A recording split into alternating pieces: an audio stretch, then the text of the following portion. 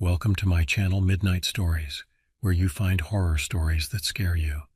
Before watching, please press like to support me in producing more stories. This helps in spreading the video and reaching more people. Thank you for your support and enjoy watching. I should start by saying that I've never been one for telling stories. Living off the grid in the Pacific Northwest for most of my life, I've always preferred the company of trees to people. My name's Ryder Hallstrom, and what I'm about to share happened just last month. I need to get it down on paper while the details are still fresh, though I doubt I'll ever forget them. My cabin sits deep in one of the old-growth forests, about 30 miles from the nearest town. It's not much, just a sturdy structure built with my own hands 15 years ago, constructed from local timber and designed to withstand the harsh winters we get up here. The nearest neighbor is 5 miles away, an elderly couple who keep to themselves just like I do. I make my living crafting furniture and wood carvings, selling them to folks who make the journey out here or at the monthly market in town. It's not much, but it's enough. The isolation suits me, always has.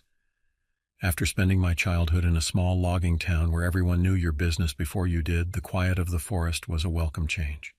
My daily routine is simple. Wake at dawn, check my snares for rabbits, maintain the cabin, work on my carvings, and occasionally venture deeper into the woods for suitable timber. I know these forests like the back of my hand, or at least I thought I did until that day. The morning started normally enough. I woke to the sound of chickadees outside my window and the crisp autumn air seeping through the cracks in the logs. The calendar on my wall showed October 15th, though dates mean little out here. What matters is the changing of the seasons, and winter was approaching fast. I needed wood, not just for the stove, but for a commissioned piece I'd promised to deliver by month's end. A family from Portland had ordered a dining table, and I'd found the perfect fallen cedar about 10 miles out. The plan was to start hauling it back piece by piece. After a breakfast of coffee and oatmeal, I gathered my tools, axe, saw, rope, water bottle, and the old compass I'd inherited from my father. I always carry a hunting knife on my belt and a small first aid kit in my pack, lessons learned from years of solitary living. The hike out was uneventful. The forest was alive with its usual sounds. Wind through the canopy, squirrels chattering, the distant cry of a hawk. The trail I followed wasn't marked on any map. It was just one of the many paths I'd worn into the earth over the years, weaving between towering Douglas firs and western red cedars. It was around noon when I reached the fallen cedar. The trunk was massive, easily 4 feet in diameter, its root system torn from the earth by some long-ago storm. I'd already stripped the branches on my last visit, leaving just the main trunk to work with. That's when I noticed the first sign that something was wrong. The forest had gone quiet. Anyone who's spent time in the wilderness knows that sudden silence is never a good sign. Usually it means a predator is nearby. A cougar or bear, typically. But this was different. The silence felt heavy, unnatural. Even the wind seemed to die, leaving the forest in a state of eerie stillness. I've encountered my share of predators over the years. Bears are common in these parts, and while they're generally not aggressive, they command respect. Cougars are rarer, but I've seen them, usually just a glimpse of tawny fur disappearing into the underbrush. This felt different. The hair on the back of my neck stood up and my mouth went dry. I tried to shake it off, focusing on the task at hand. The cedar needed to be cut into manageable sections, something I could haul back to the cabin. I began working, the rhythmic sound of my saw the only noise in the otherwise silent forest. Each pull of the blade felt like a violation of some unspoken rule, as if the forest itself was holding its breath, waiting. Hours passed this way. The sun, what little I could see of it through the canopy, had begun its westward descent. I'd managed to cut 3 sections, each about 4 feet long. Good progress, but the silence had worn on my nerves. Every few minutes I'd stop and scan the trees, searching for whatever was causing this unnatural quiet. That's when I saw it, or rather caught a glimpse of something moving between the trees about 50 yards away. It was just a shadow, really, but something about it was wrong. The movement was too fluid for a bear, too large for a cougar. It passed behind a thick trunk and disappeared. My heart began to race, and I felt the first real stirrings of fear. 15 years in these woods, and I'd never experienced anything like this. I gathered my tools quickly, leaving the cedar sections for another day. Whatever was out there, I didn't want to meet it with just an axe and a hunting knife. The walk back to the cabin usually takes about 3 hours. I planned to make it in 2. The forest remained silent as I moved, my footsteps seeming unnaturally loud on the leaf-strewn ground. Every few minutes I'd catch movement in my peripheral vision, always just at the edge of sight, always gone when I turned to look. The thing about fear is that it sharpens your senses. Every shadow became a potential threat, every broken branch a sign of pursuit. I found myself checking my compass more frequently, worried that panic might lead me off course. Getting lost out here with night approaching and something stalking me wasn't an option. About halfway back to the cabin I heard it, a sound that still haunts my dreams. It was a low rumble, something between a growl and the sound of rocks grinding together. It came from behind me, maybe 100 yards back. I broke into a run. Running in the forest is dangerous. Roots, holes, loose rocks, any number of things can trip you up. But fear is a powerful motivator, and I moved faster than I ever had before. The rumbling sound came again, closer this time, accompanied by the crash of something large moving through the underbrush. I broke through the tree line into my clearing just as the sun was setting. The cabin had never looked more welcoming, its solid walls promising safety from whatever was pursuing me. I slammed the door behind me, throwing the heavy wooden bar across it with shaking hands. My cabin is small but sturdy.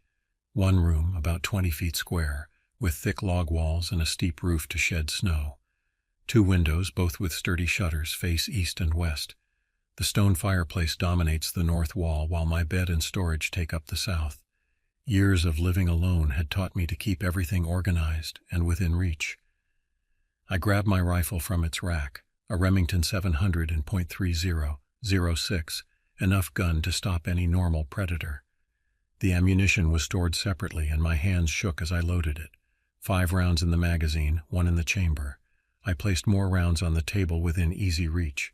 Night fell quickly, as it does in the forest. I lit my oil lamps but kept them dim, not wanting to silhouette myself in the windows. The fire had burned low, and I debated adding more wood. The warm glow was comforting, but it would make it harder to see outside. That's when the scratching started. It began at the door, soft at first, like branches brushing against wood. But it grew stronger, more deliberate. Whatever was out there, it knew I was inside. The scratching moved to the walls, circling the cabin. I could hear wood splintering under powerful claws. I stood in the center of the room, rifle ready, turning to follow the sound. The creature moved with purpose, testing the cabin's defenses. When it reached the west window, the scratching stopped. For a long moment there was nothing but silence. Then something slammed against the shutters with enough force to crack the thick wood. The impact shook the entire cabin, sending tools rattling off shelves. I raised the rifle, aiming at the window, and waited. Another impact, stronger this time. The shutters began to splinter. Through the cracks I caught my first real glimpse of what had been stalking me. In the dim light I saw matted fur, dark and thick, covering massive muscles. But it was the eyes that froze my blood, yellowed and intelligent, filled with a malevolent awareness that no natural animal should possess. The third impact shattered the shutters completely. As the creature began to force its way through the window, I fired. The rifle's report was deafening in the confined space. The creature recoiled with a roar that shook the very foundations of the cabin, a sound of pain and rage that no earthly animal could make. I fired again and again until the rifle clicked empty. Through the gun smoke I could see dark liquid spattering the broken window frame and the wall beyond. The creature had retreated, but its roars still echoed through the forest, gradually fading into the distance. I spent the rest of the night reloading the rifle and watching the windows, expecting the creature to return.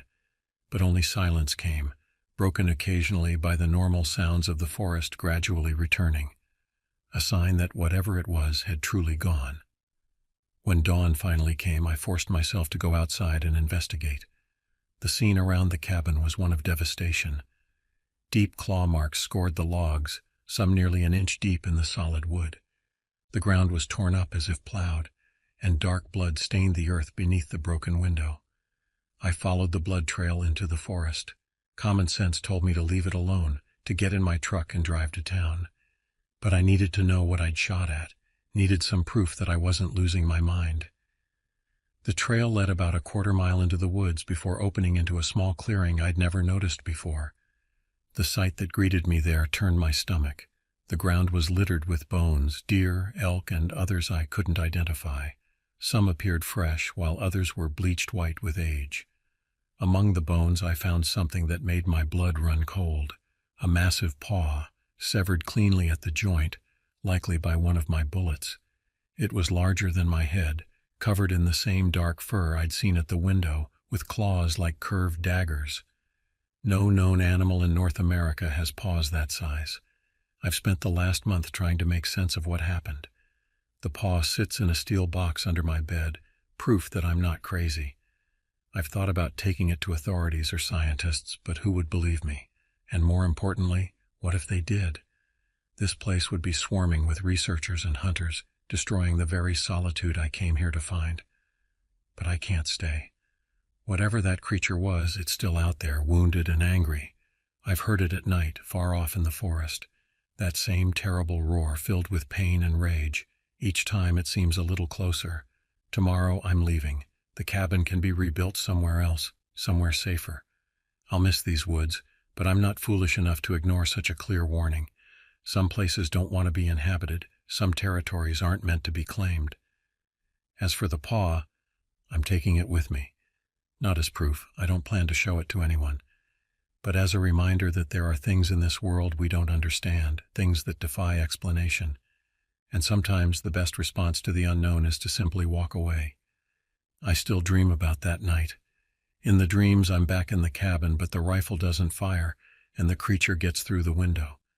I wake up sweating, heart pounding, grateful for the sounds of civilization around my new home. I found another patch of forest, smaller and closer to town. It's not as wild, not as pristine, but it's safe. The only creatures that prowl these woods are the ones I can name. But sometimes, on quiet nights when the wind blows from the north, I think about what's still out there in those deep woods. And I wonder if it thinks about me too, the one that got away, the one that drew its blood. The steel box with its strange contents sits high on a shelf in my new cabin. I haven't opened it since that day, and I never will.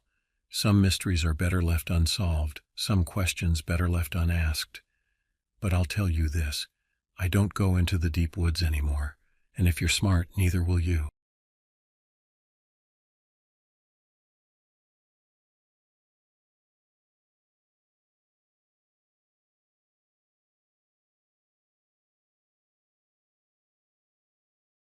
The mornings here in the Appalachian foothills start early, earlier than most city folk can imagine. The sun creeps up behind the mountains like it's trying not to wake the world, painting everything in shades of gray before the first real light hits. I've been living off the grid for years now, and it suits me fine. Keeps things simple, you know. I used to be a city guy, running a hardware store down in Asheville. Fuller's Hardware, we called it. Though I wasn't Fuller, just bought it from Old Man Fuller when he retired back in '08. That all changed when the recession hit, and the big box stores moved in. The business folded like wet cardboard, and I didn't take to the idea of working for someone else, so I sold off what I could and moved out here. Not that I'm a recluse. I just prefer my own company and the quiet of the woods. My name's Arlo Turner, by the way. Former hardware store owner, current mountain man, though I use that term loosely. I'm not some grizzled survivalist with a beard down to my chest and a conspiracy theory for every occasion. Just a regular guy who found his peace up here where the cell phones don't ring and the only deadline is sunset. I've got a cabin about 10 miles from the nearest paved road where the trees press in close and the world feels like it's pressing you back. It's not much, 2 rooms and a loft, built back in the '70s by someone who knew what they were doing. The logs are thick pine, weathered to a deep brown, and the metal roof keeps out even the worst mountain storms. Solar panels give me enough power for the basics, and there's a spring nearby for fresh water. I grow what vegetables I can in the short growing season, hunt when I need to, and make regular trips into town for everything else. The few folks who know me around here don't bother coming up this far unless it's hunting season or they need something fixed. Being a former hardware store owner makes you popular in these parts, where the nearest Home Depot is an hour's drive away. I don't mind helping out. It keeps me connected to the world without having to live in it full time. The place is peaceful, or it was until last week. It started with the howling. I've heard coyotes before, plenty of times. They're common up here, moving in packs through the valleys, their yips and calls echoing off the mountainsides. But this was different, deeper, louder, and it seemed to come from everywhere at once. The first time I heard it, I figured it was just some big dog that got loose. Wouldn't be the first time. People dump their unwanted pets up here sometimes, thinking they'll survive in the wild. Most don't, and the ones that do usually end up joining the coyote packs or getting shot by farmers protecting their livestock. But the sound kept coming back every night, just as the sun dipped behind the mountains. It wasn't random like coyotes, which tend to call back and forth to each other. This was purposeful, like it was trying to say something. After a few days, I started to notice other things. Small animals, rabbits, squirrels, even a few deer started showing up dead around the cabin. At first, I thought maybe a bear was getting too close. We get black bears up here, especially in the fall when they're fattening up for winter. But the carcasses were ripped apart in ways that didn't make sense. Bears leave big marks, sure, but these were, I don't know, almost surgical, like something knew exactly how to take them apart. The organs were always missing, and the bones were cracked open, the marrow scraped clean. I've been hunting these mountains for years, and I've never seen anything like it. Then I found the tracks. I was out by the creek checking my traps when I saw them. They were huge, bigger than anything I've seen before. The prints looked almost like a dog's, but distorted, with an extra claw jutting out from the back. Each print was nearly 8 inches across, pressed deep into the mud like whatever made them was carrying serious weight. I tried to match them up with any animal I could think of, but nothing fit. Black bears leave rounded prints with 5 toes. Mountain lions have 4 toes and no claws showing. Wolves, not that we have wolves around here anymore. Their tracks are similar, but much smaller. Whatever was making those tracks wasn't something I'd seen before.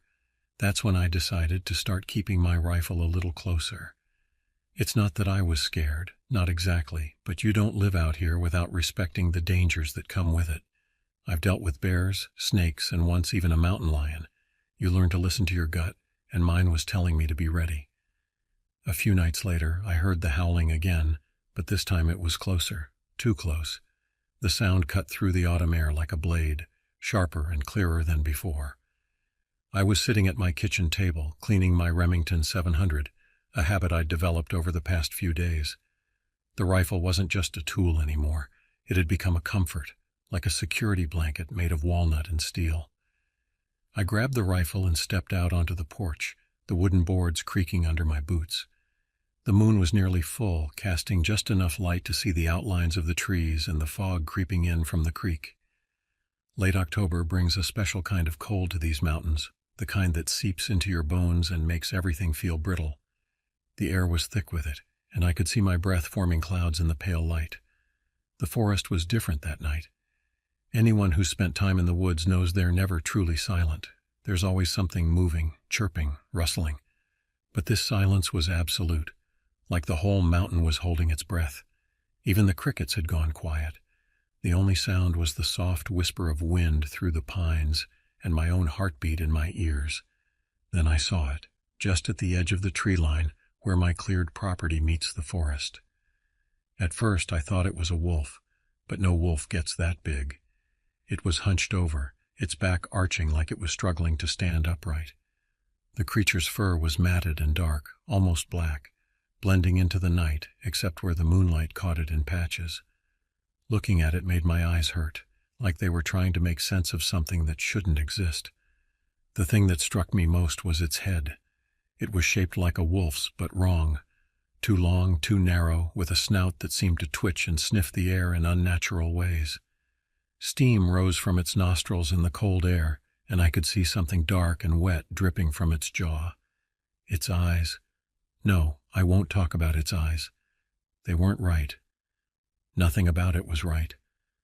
I raised the rifle and lined up the shot through my scope. The crosshairs settled on its chest, where I figured the heart should be, if it had one.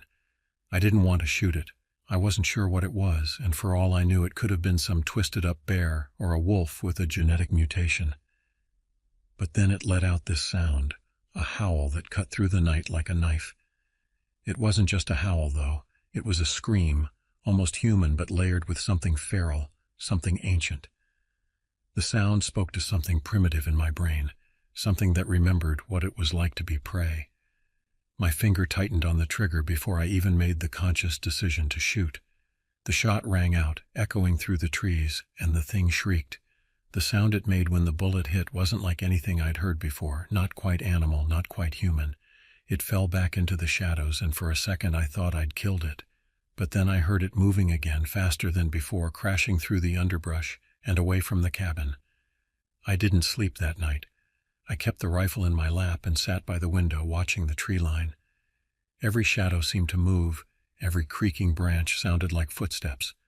But the only sounds were the usual ones, the wind in the pines, the rustling of leaves, the occasional hoot of an owl that had finally found its voice again.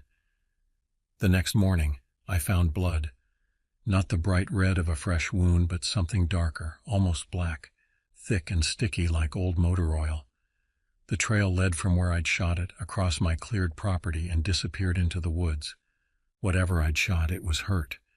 But it was still out there. I followed the blood trail for a while, my rifle ready. The drops got smaller and further apart, like the wound was already closing up. The trail led me to a clearing I'd never seen before, even though I thought I knew these woods like the back of my hand. The grass was flattened in a circular pattern, and there were more tracks, fresh ones, along with older prints that had been worn down by rain. This was its den, or at least one of its resting places. The ground was littered with bones, deer mostly, but I saw what looked like dog skulls and other things I didn't want to identify. The air had a sick, sweet smell, like meat gone bad in the sun. I didn't stay long. A few days passed and things got quiet again. No more howling, no more tracks. I almost started to believe that maybe it had gone. Maybe it was dead. But then the people started disappearing. First it was Jim Carson, a guy who lived about 5 miles down the road. We weren't close, but I'd helped him fix his generator last spring. His wife came by, asking if I'd seen him.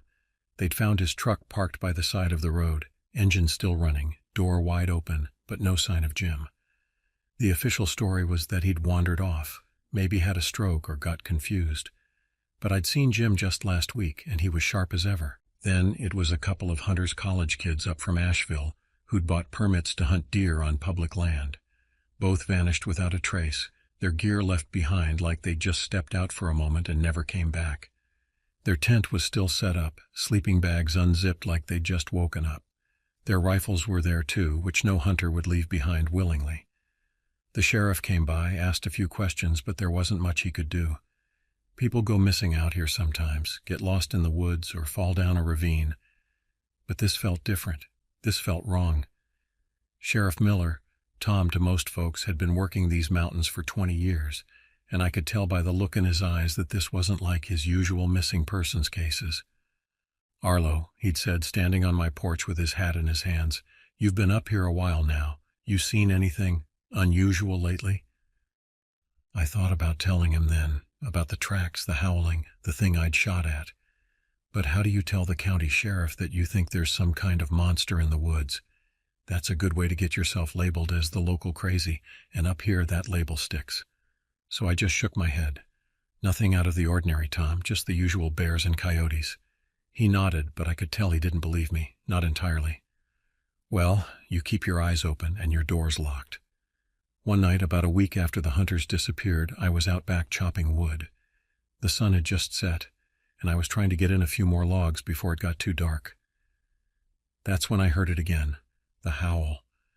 It was close, closer than ever before, and this time there was something different about it, something hungry. I dropped the axe and ran inside, grabbing the rifle. This time I wasn't waiting for it to come to me. Whatever this thing was, it had killed at least 3 people. Probably more we didn't know about yet. It needed to end. I followed the sound into the woods, the moonlight barely enough to see by. The trees closed in around me, and every shadow seemed to shift and move on its own. I kept the rifle up, ready to fire at the first sign of movement. The wound I'd given it before had bought us some time, but it was clearly healed now, and it was hunting again. Then I saw it again, standing in a clearing about 50 yards ahead. It looked worse than before, gaunt, like it hadn't eaten in days despite the disappearances. But it was still huge, towering over me, its breath coming in ragged gasps that frosted in the cold air. It stared at me, and I swear it was like it was trying to figure me out, like it was deciding whether to attack or run. I didn't give it a chance to decide. I aimed for the head this time. Center mass hadn't done the job before, and pulled the trigger. The shot hit its mark, and the thing crumpled to the ground with a sound that was almost like a sigh. I approached it slowly, the rifle still aimed, ready to fire again if it moved. But it didn't. It just lay there, a dark mass against the earth, blood pooling around it. When I got close enough, I could see its face clearly for the first time. It was twisted, almost human, but with features that didn't belong on any animal. Its mouth was full of sharp, jagged teeth, like something out of a nightmare, and its skin was stretched tight over bones that seemed too long, too thin. The eyes were open, staring at nothing now. They were almost human too, but the pupils were wrong, shaped like diamonds, like a snake's eyes. The longer I looked at it, the more wrong everything about it seemed. It was like someone had tried to build a wolf from human parts, or maybe the other way around. It was dead, but the sight of it sent a chill through me that had nothing to do with the cold. I left the body there, went back to the cabin, and called the sheriff. They found it the next day, right where I said it would be. The news spread fast, and soon the whole county knew about the creature that Arlo Turner had killed. They didn't know what it was, though. Hell, I didn't know what it was. But it was real, and it was dead. The sheriff had the body sent off to some lab out in the city for testing. They'll probably never figure out what it was. These things have a way of getting lost in bureaucracy. Samples contaminated, papers misfiled. But it doesn't matter to me. It's over, whatever it was. The howling stopped, and people stopped disappearing. The woods are quiet again, and that's just fine by me. But sometimes on cold nights when the moon is full, I think I hear something in the distance. Something that sounds almost like a howl, but different, deeper, sadder. And I wonder if what I killed was the last of its kind, or if there are more out there, hiding in the dark places where the mountains touch the sky. I keep my rifle close just in case, because up here in the Appalachian foothills, you never know what might be watching from the shadows. Some say the mountains have secrets, things that have been here since before we had words to name them. Maybe they're right. Maybe some secrets are better left buried in these ancient hills. But I know what I saw, what I killed, and I know that sometimes the things we think are just stories, just legends whispered around campfires, have teeth and claws and eyes that shine in the darkness. The mornings here still start early, and most days I can almost convince myself that it was all a dream. Almost. But then I'll find a track in the mud bigger than it should be, or hear a sound in the night that doesn't quite fit, and I remember. The mountains keep their secrets, and sometimes those secrets hunt.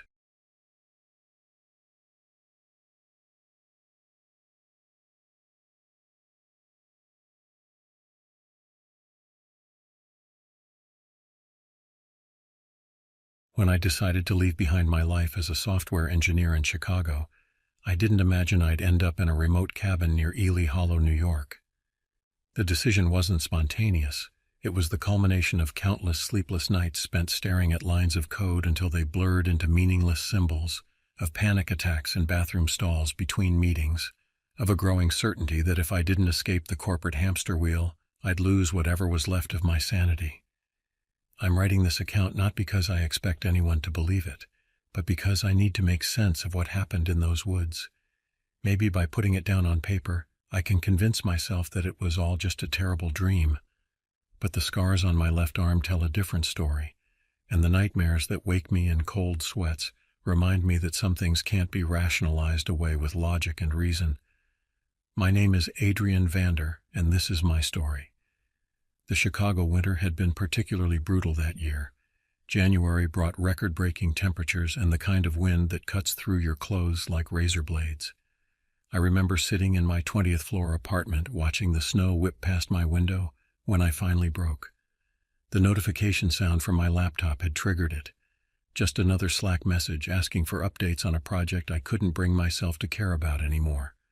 I opened my laptop, but instead of responding to the message, I found myself scrolling through real estate listings.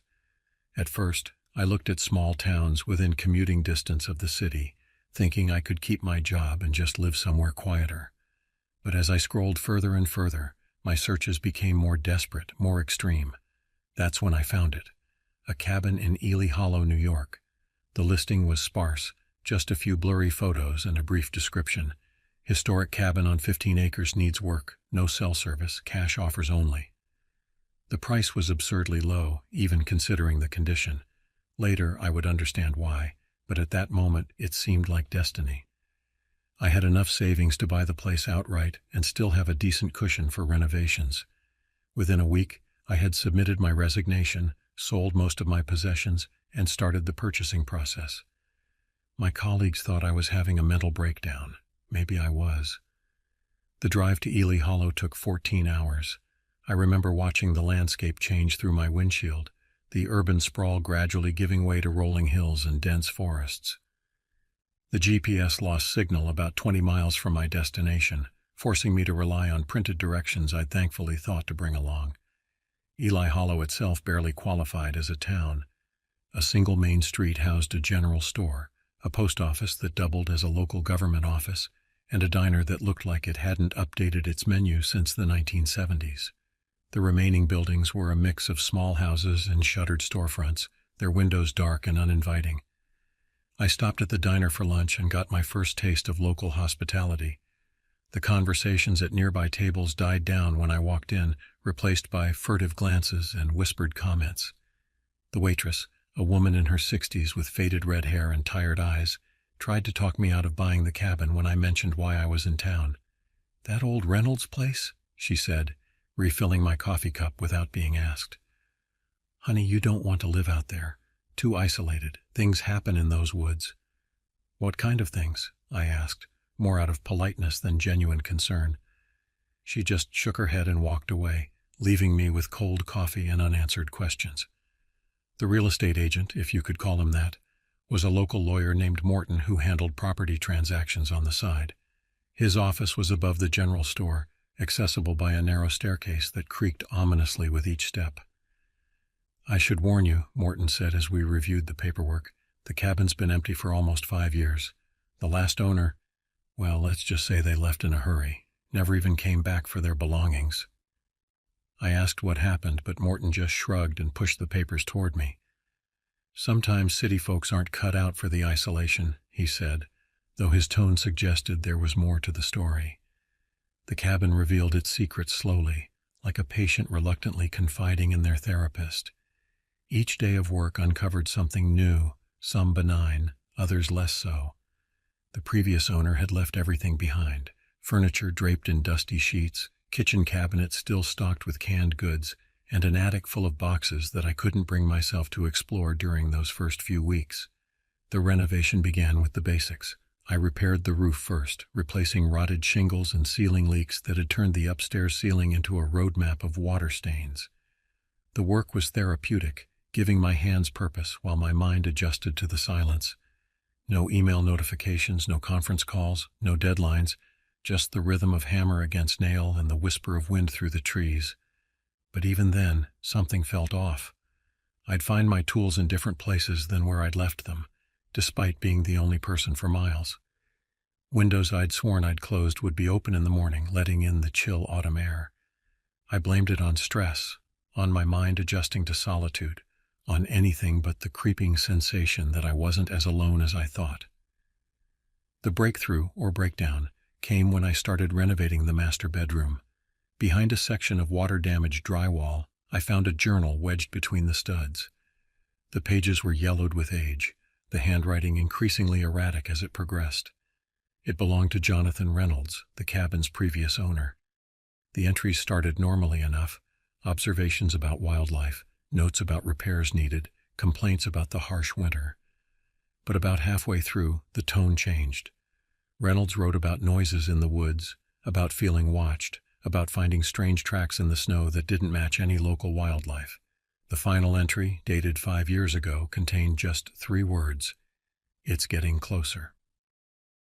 October brought early snow and the first real test of my off-grid systems.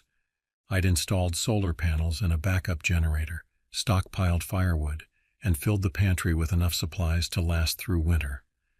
I should have felt prepared, secure. Instead, I felt like I was fortifying against something I couldn't name. The noises started subtly. At first, they blended with the natural sounds of the forest, the creak of branches, the whisper of wind, the occasional cry of an owl. But gradually, I began to notice patterns. The thumping always came at night, always after midnight, always in sets of 3. Thump, thump, thump, like something heavy being dragged across frozen ground. I installed motion-activated lights around the cabin's perimeter, telling myself it was for security against bears or wolves.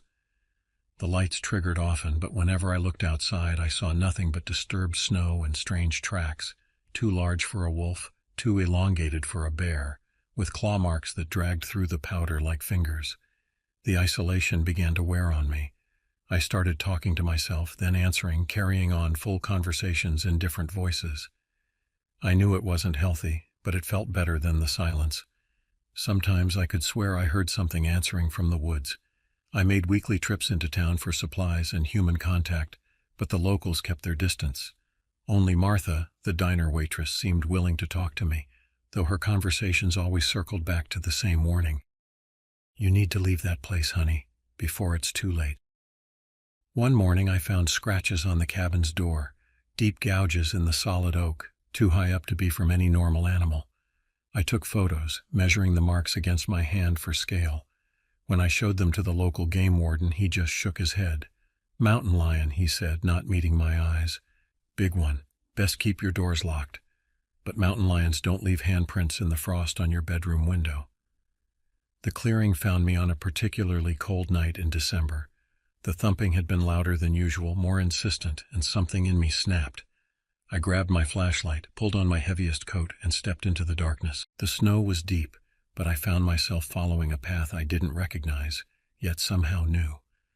The trees seemed to part before me, their branches reaching like gnarled fingers against the star-filled sky.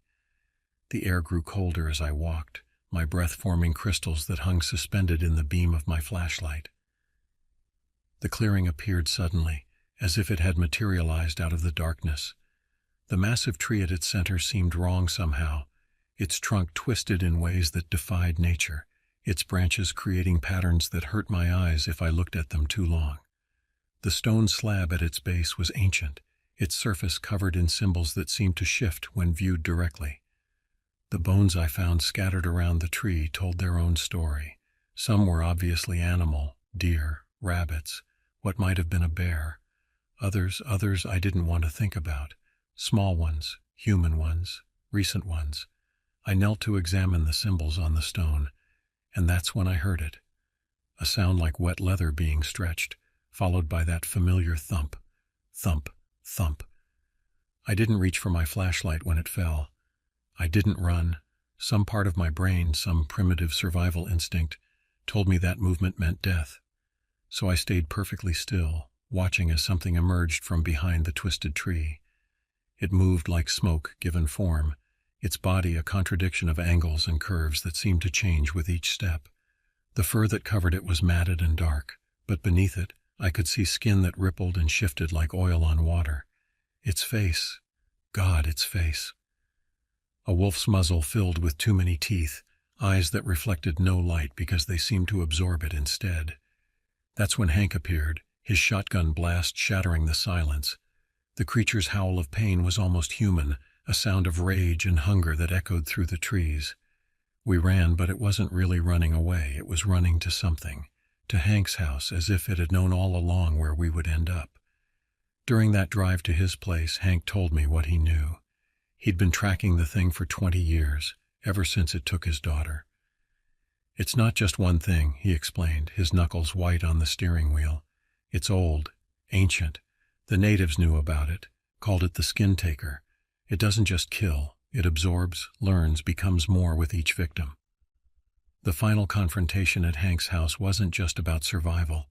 It was about ending something that should never have existed. The creature was faster than anything its size should be, stronger than the laws of physics should allow. But it had never faced desperate people with nothing left to lose.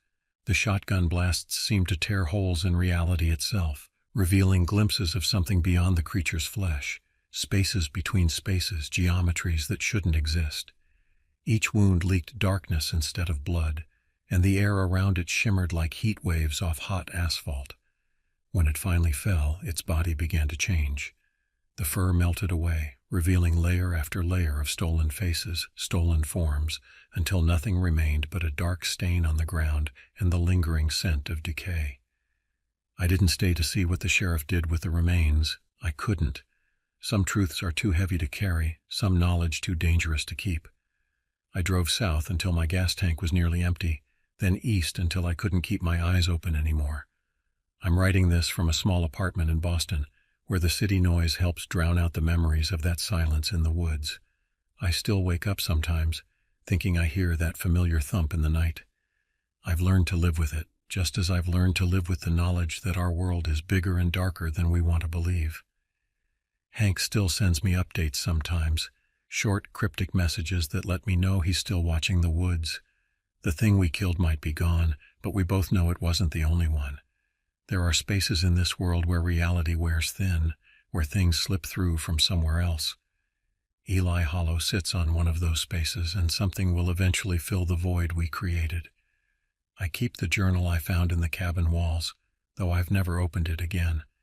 Sometimes, late at night, I swear I can hear it whispering. Those are the nights I take my medication and remind myself that I'm safe now, that it's over. But deep down, I know the truth. It's never really over. The things that happen in those woods, the things that hide in the spaces between what we know and what we fear, they're patient. They can wait. And sometimes in my darkest moments I wonder if part of me is waiting too.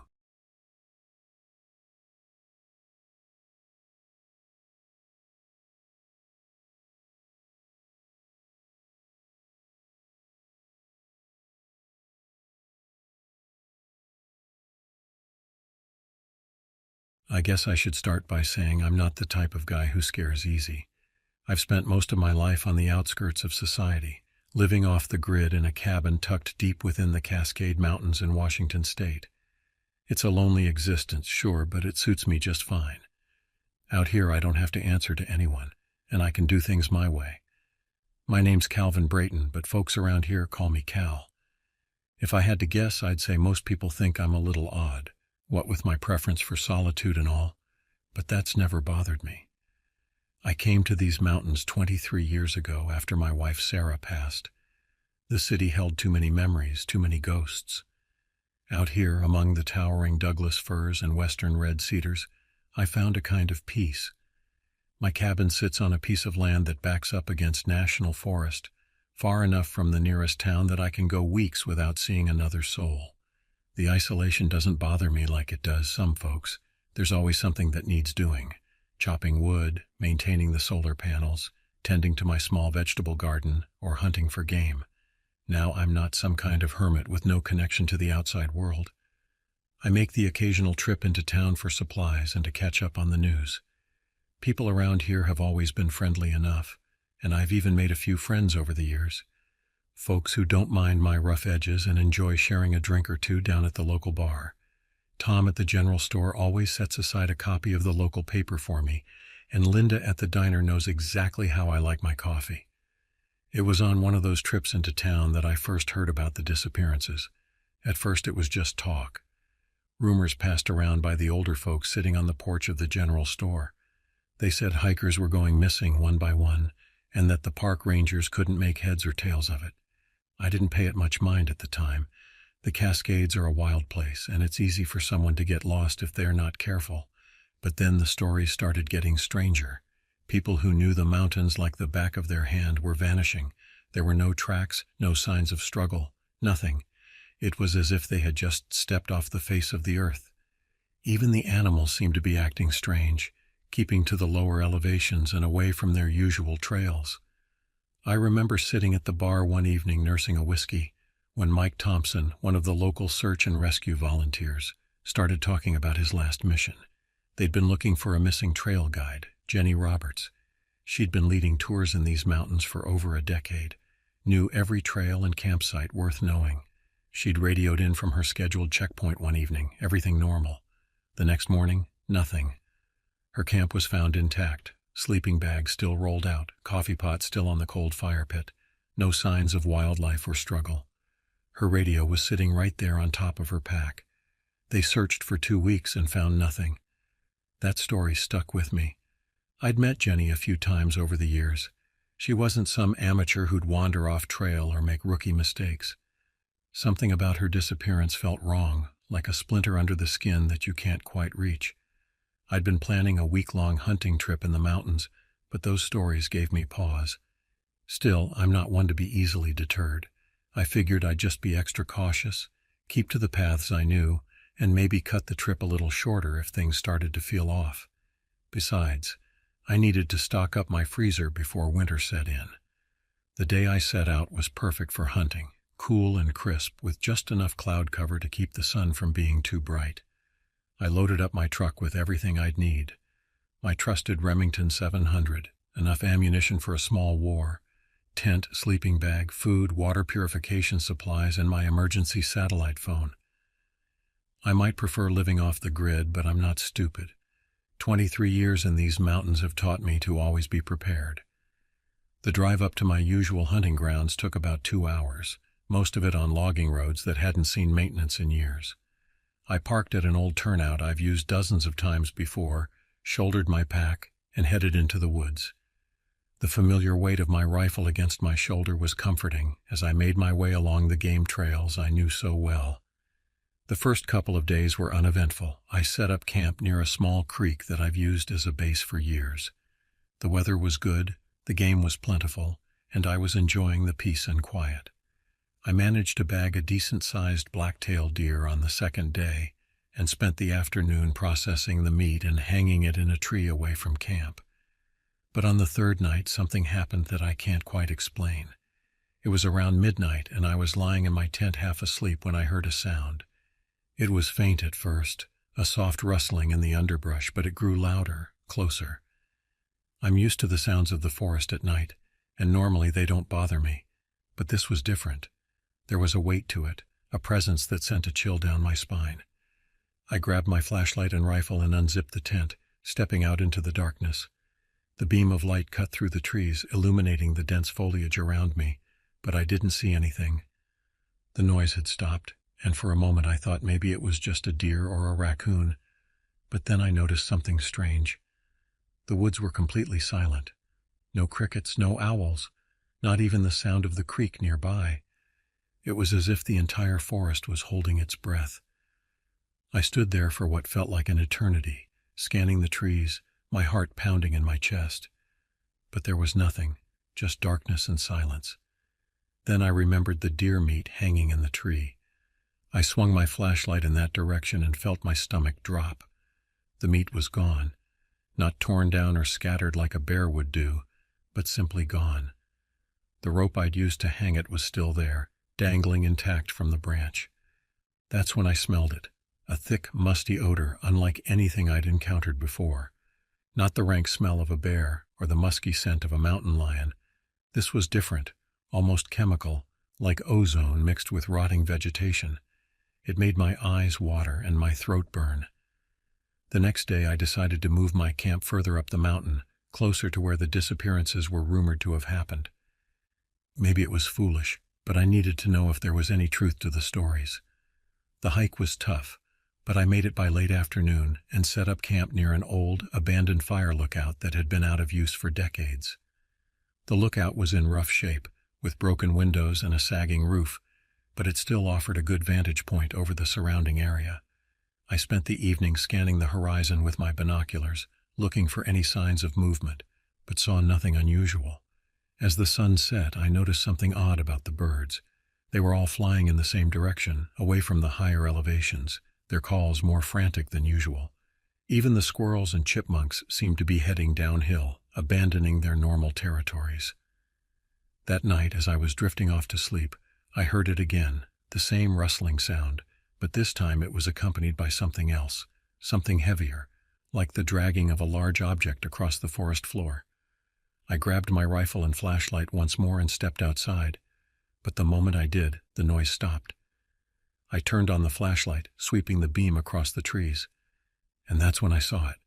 A shape, massive and hunched, standing at the edge of the clearing, just out of reach of the light. It was watching me.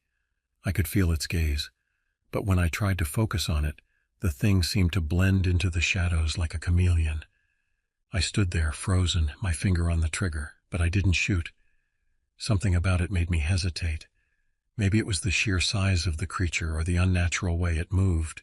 It reminded me of a bear, but larger, much larger, and with limbs that were too long, too thin, and those sounds like a low, rumbling breath, deep and resonant, coming from the depths of its chest. The creature didn't charge or make any aggressive moves. It just stood there, watching me as if it was sizing me up. I didn't dare take my eyes off it, but I knew I couldn't stand there all night. Slowly I backed toward the lookout, never breaking eye contact with the thing. And once I was inside, I bolted the door and kept my rifle trained on the entrance. Throughout the night, I could hear it moving around the lookout. The wooden structure would creak and groan as if something massive was leaning against it. Occasionally I'd hear that deep, resonant breathing, sometimes right outside the window. I kept my flashlight off, not wanting to draw attention to myself, but my eyes never left the windows and door. As the hours crawled by, I started noticing other things. The temperature inside the lookout had dropped dramatically, even though it was a mild night. My breath came out in visible puffs, and frost began forming on the inside of the windows. That chemical smell was stronger now, seeping through the cracks in the walls, making my head spin. At one point I heard something that almost made my heart stop. Words, or at least what sounded like words, carried on the wind. They were distorted, garbled, like someone trying to speak underwater. I couldn't make out what was being said, but the sound was undeniably human-like, yet wrong in a way I can't explain. Just before dawn the noises stopped, the temperature began to rise, and that awful smell started to dissipate. When the sun finally came up, I cautiously opened the door and stepped outside. The clearing looked normal at first glance, but then I noticed the tracks. They were unlike anything I'd ever seen before. Massive, misshapen impressions in the soil that seemed to change pattern and depth as they crossed the clearing. In some places they looked almost human-like, in others more like a large predator, but distorted, as if the creature's weight and shape were constantly shifting. I decided to head back down the mountain. I wasn't about to push my luck any further, but the descent was slow. Every snap of a twig, every rustle in the bushes made me jump. By the time I reached the lower elevations, my nerves were shot. As I neared the trailhead, I saw something that made my blood run cold. A park ranger's truck was parked off the road, its driver's door open. I approached cautiously, my rifle ready, but there was no one around. The truck was empty, keys still in the ignition. I called out, but there was no answer. That's when I saw the blood. It was splattered across the driver's seat, the door, and the ground nearby. A trail of it led into the woods where it disappeared among the trees. But something about the blood was wrong.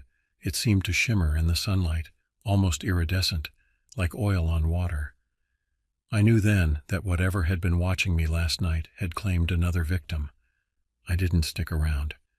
I got in my truck and drove straight to the nearest ranger station. But when I told them what I'd seen, they just looked at me like I was crazy. They said they'd send someone to check it out, but I could tell they didn't believe me.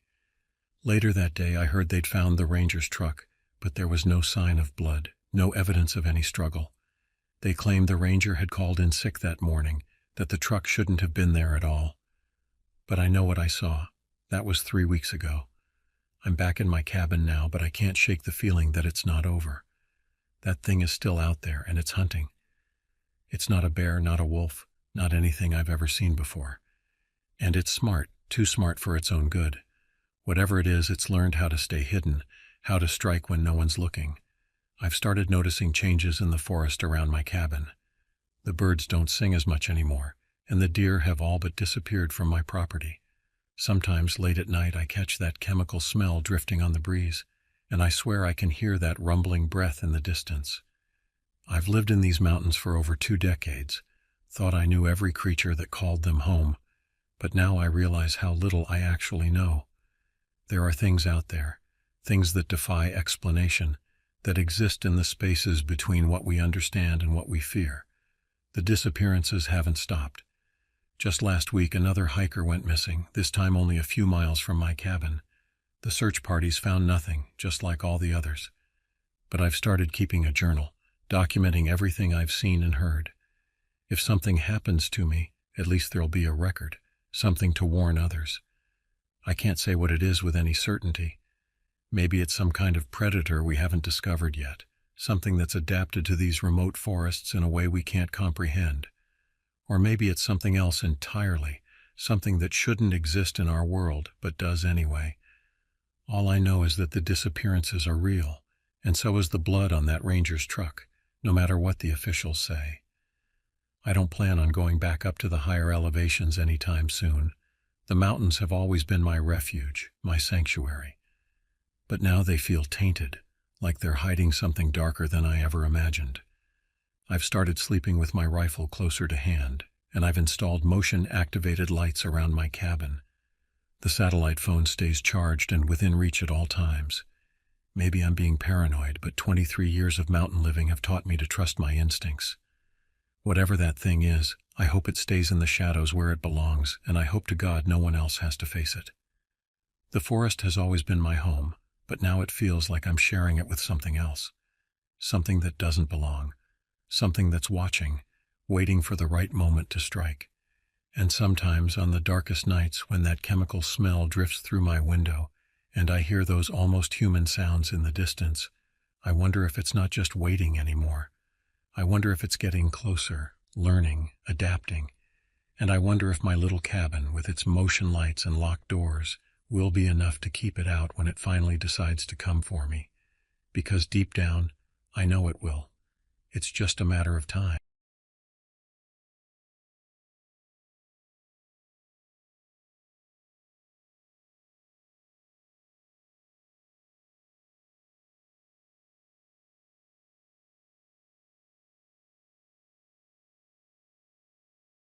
The first time I heard about Shady Pines, it was from an old logger named Kurt, who liked to drink away his evenings at the only bar in town, the Rusty Nail. The place itself was hardly more than a shack with a liquor license, all weathered wood and tobacco-stained walls, but it served its purpose for the handful of locals who called this forgotten corner of the Pacific Northwest home. Kurt wasn't the type to spin tales. A weathered man with calloused hands and eyes that had seen too much, he kept to himself most nights, nursing his whiskey in silence. But that evening was different. Maybe it was the storm brewing outside, or maybe the weight of carrying this story had finally become too much.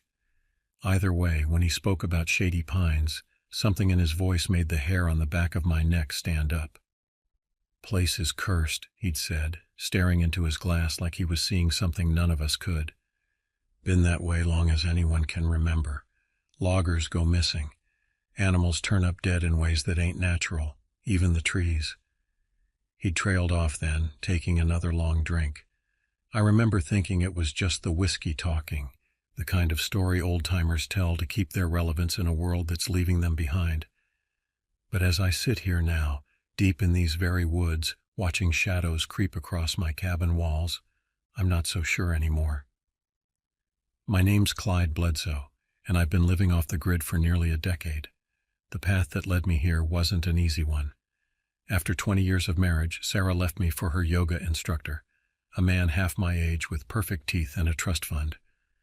The divorce was ugly, the kind that leaves scars that never quite heal. Then came the business failures, 3 in a row, each more devastating than the last. By the end, I was drowning in debt and drinking too much, watching everything I'd built crumble around me. That's when I decided to leave it all behind. Start fresh, somewhere the noise of the world couldn't find me. I found this plot of land near Shady Pines for a price that seemed too good to be true. 20 acres of dense forest, bordered by a creek that runs clear and cold year-round. The realtor was almost apologetic when she showed it to me, warning about the isolation, the difficult access road, the complete lack of utilities. But for me, those weren't drawbacks. They were selling points. The cabin I built is nothing fancy. 2 rooms, a wood stove, and a cot that's seen better days. The walls are rough-hewn pine, the roof metal salvaged from an abandoned barn down in the valley. But it's mine, every nail and board placed by my own hands. I've always preferred the company of trees and wildlife to people. Animals are predictable. They follow patterns, respect boundaries. People are chaos wrapped in skin, their motives always hidden, their words rarely matching their actions. For 2 years this place has been my sanctuary. I hunt, fish, and keep a small garden that provides most of what I need. The locals, what few there are, leave me alone. Most days my only company is the wind in the trees and the occasional deer that ventures close to the cabin. My routine is simple. Up at dawn, check the snares, tend the garden, gather firewood, maintain the cabin. The work is honest and hard, leaving little time for dwelling on past mistakes. At night I read by lamplight or sit on the porch watching stars appear in a sky untainted by city lights. But recently something's changed. It started with the deer. I've spent enough time in these woods to know their patterns, their behaviors. Normally, they're cautious but not fearful. They'll graze at the edge of my clearing, keeping one eye on the cabin but otherwise going about their business. But about 3 weeks ago, that changed. Now they bolt at the slightest sound, their eyes wide with something more than the usual wariness. When they do appear, they're tense, ready to flee, their heads constantly swiveling as if watching for something. Then the birds stopped singing. It happened so gradually that I almost didn't notice at first. But one morning, as I sat on my porch drinking coffee, the silence hit me like a physical thing. No chickadees chattering in the underbrush, no woodpeckers working the dead trees, not even the ravens that usually patrol these woods. The forest was too quiet, the kind of quiet that makes your ears strain for something, anything to break it. It was 4 nights ago when I first heard it. I was lying in my cot, that space between sleeping and waking where reality gets soft around the edges.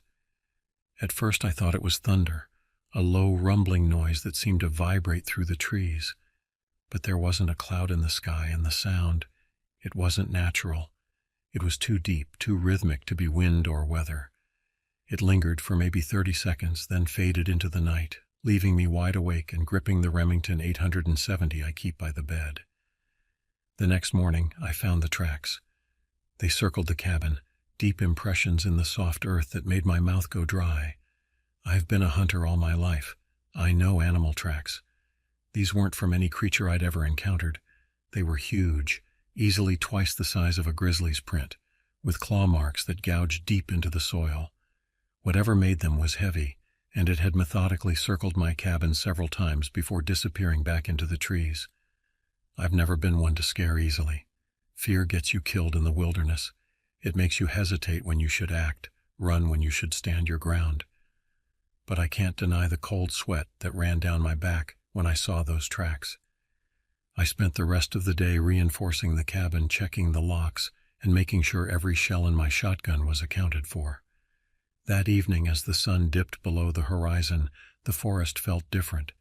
The usual sounds of crickets and owls were absent, replaced by a heavy stillness that pressed against my ears like cotton wool.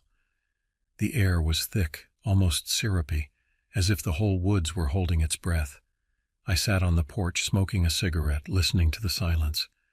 The tobacco tasted wrong somehow, bitter and ashy in my mouth. It wasn't until the cigarette burned down to the filter that I noticed the movement in the trees. At first I thought it was a trick of the light, shadows playing on the branches in the dying sunlight. But then I saw it. A massive shape moving between the trunks, slow and deliberate. It was taller than any man, covered in thick matted fur that seemed to absorb what little light remained.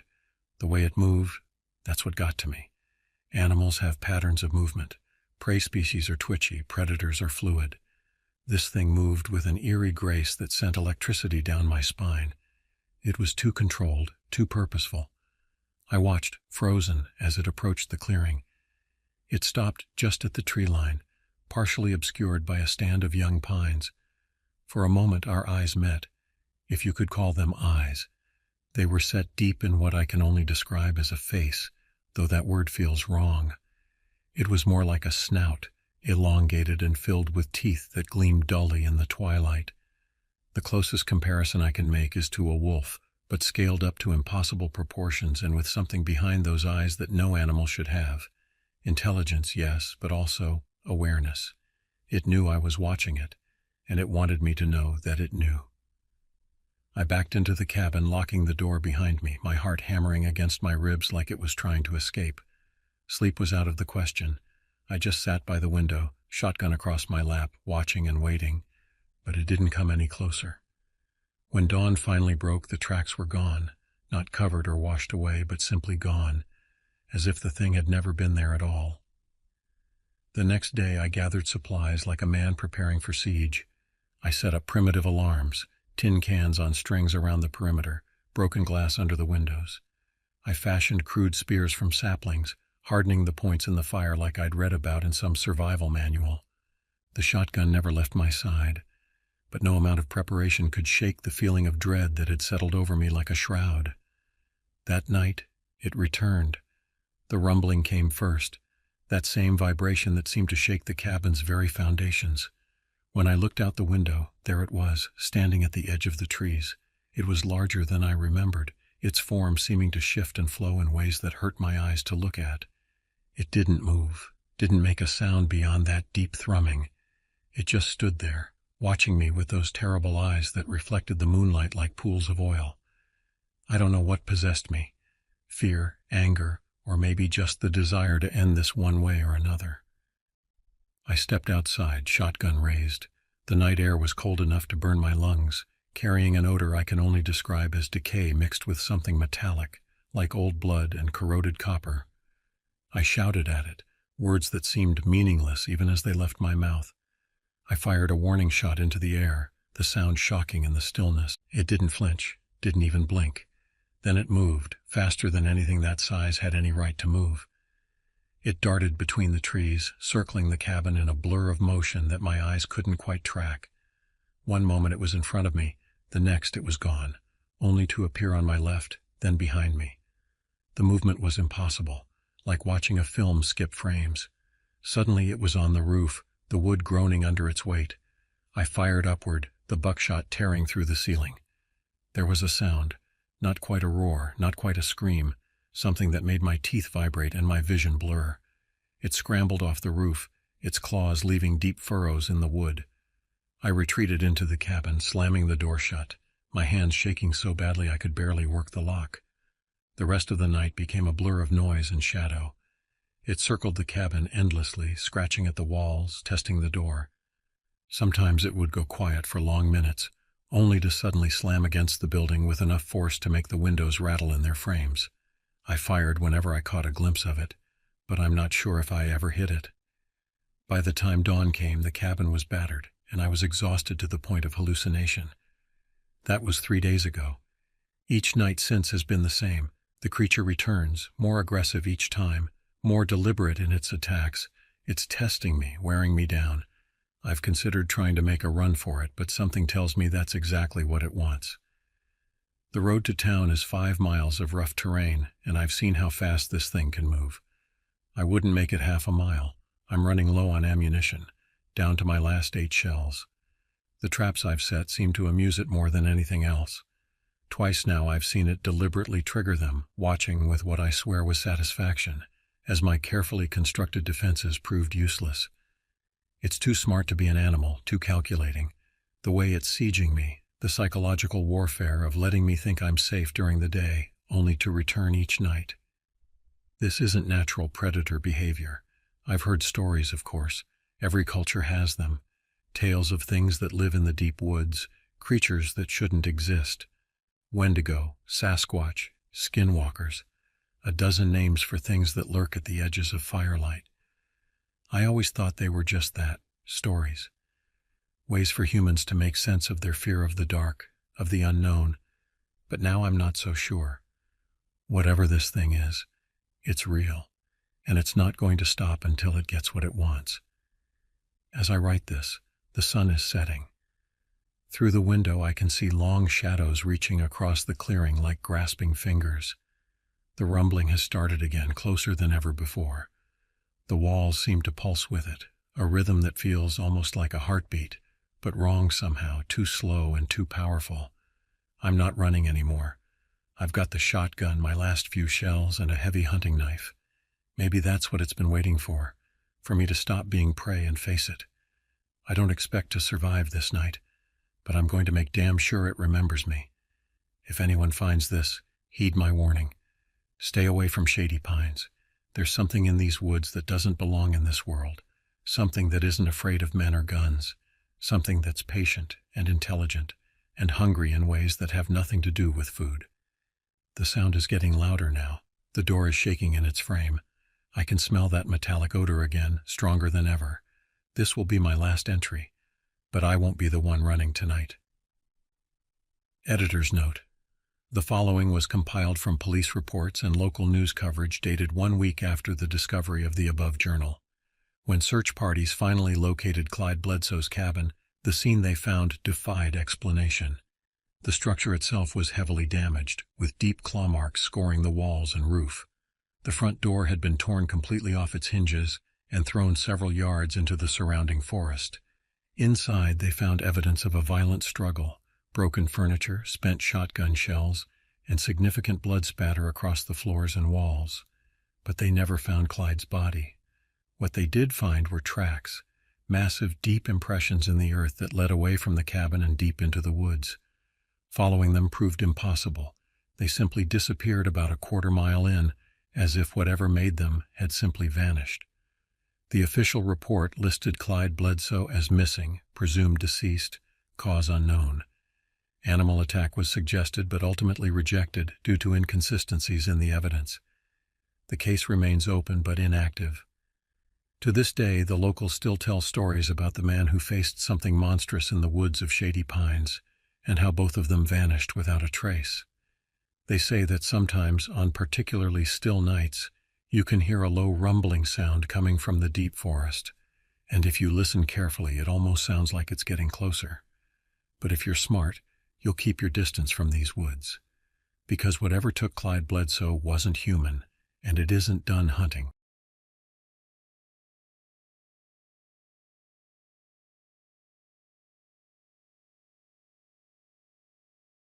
My name is Emery Kerwin, and I've been living off the grid for nearly 15 years. I chose this lifestyle after a rather colorful stint in the military and a failed attempt at integrating back into civilian life. The transition wasn't easy. The nightmares from my time in Afghanistan still haunted me, and the constant buzz of city life set my nerves on edge. I've always preferred solitude over the bustling chaos of urban living, so I purchased a small cabin in the dense woods of western Pennsylvania. It's remote, surrounded by thick forest, and far from any prying eyes, just the way I like it. I never expected company out here, which is why meeting Jack Morrison was such a surprise. He was an Australian wildlife researcher who'd been tracking unusual animal behavior patterns across North America. He'd shown up at my cabin one rainy evening in early October, his beaten-up Land Rover stuck in the mud about a mile down the old logging road. I hadn't seen another human being in months, but something about his earnest demeanor and the scientific equipment in his vehicle made me trust him enough to offer him shelter until the rain passed. Been tracking some strange migrations, he explained over a cup of black coffee, his accent thick but friendly. Animals leaving their traditional territories, whole species just disappearing from certain areas. Something's spooking them, mate, and it's not natural predators or climate change. I nodded politely, but didn't think much of it at the time. Jack stayed for 2 days while waiting for the ground to dry enough to get his vehicle out. We traded stories, his about studying saltwater crocodiles in the Northern Territory, mine about hunting and foraging in these woods. He left me his satellite phone number. Just in case, he said, though I couldn't imagine what case that might be. 3 weeks later, I found the first set of bones. The bones were scattered in a small clearing about a mile from my cabin.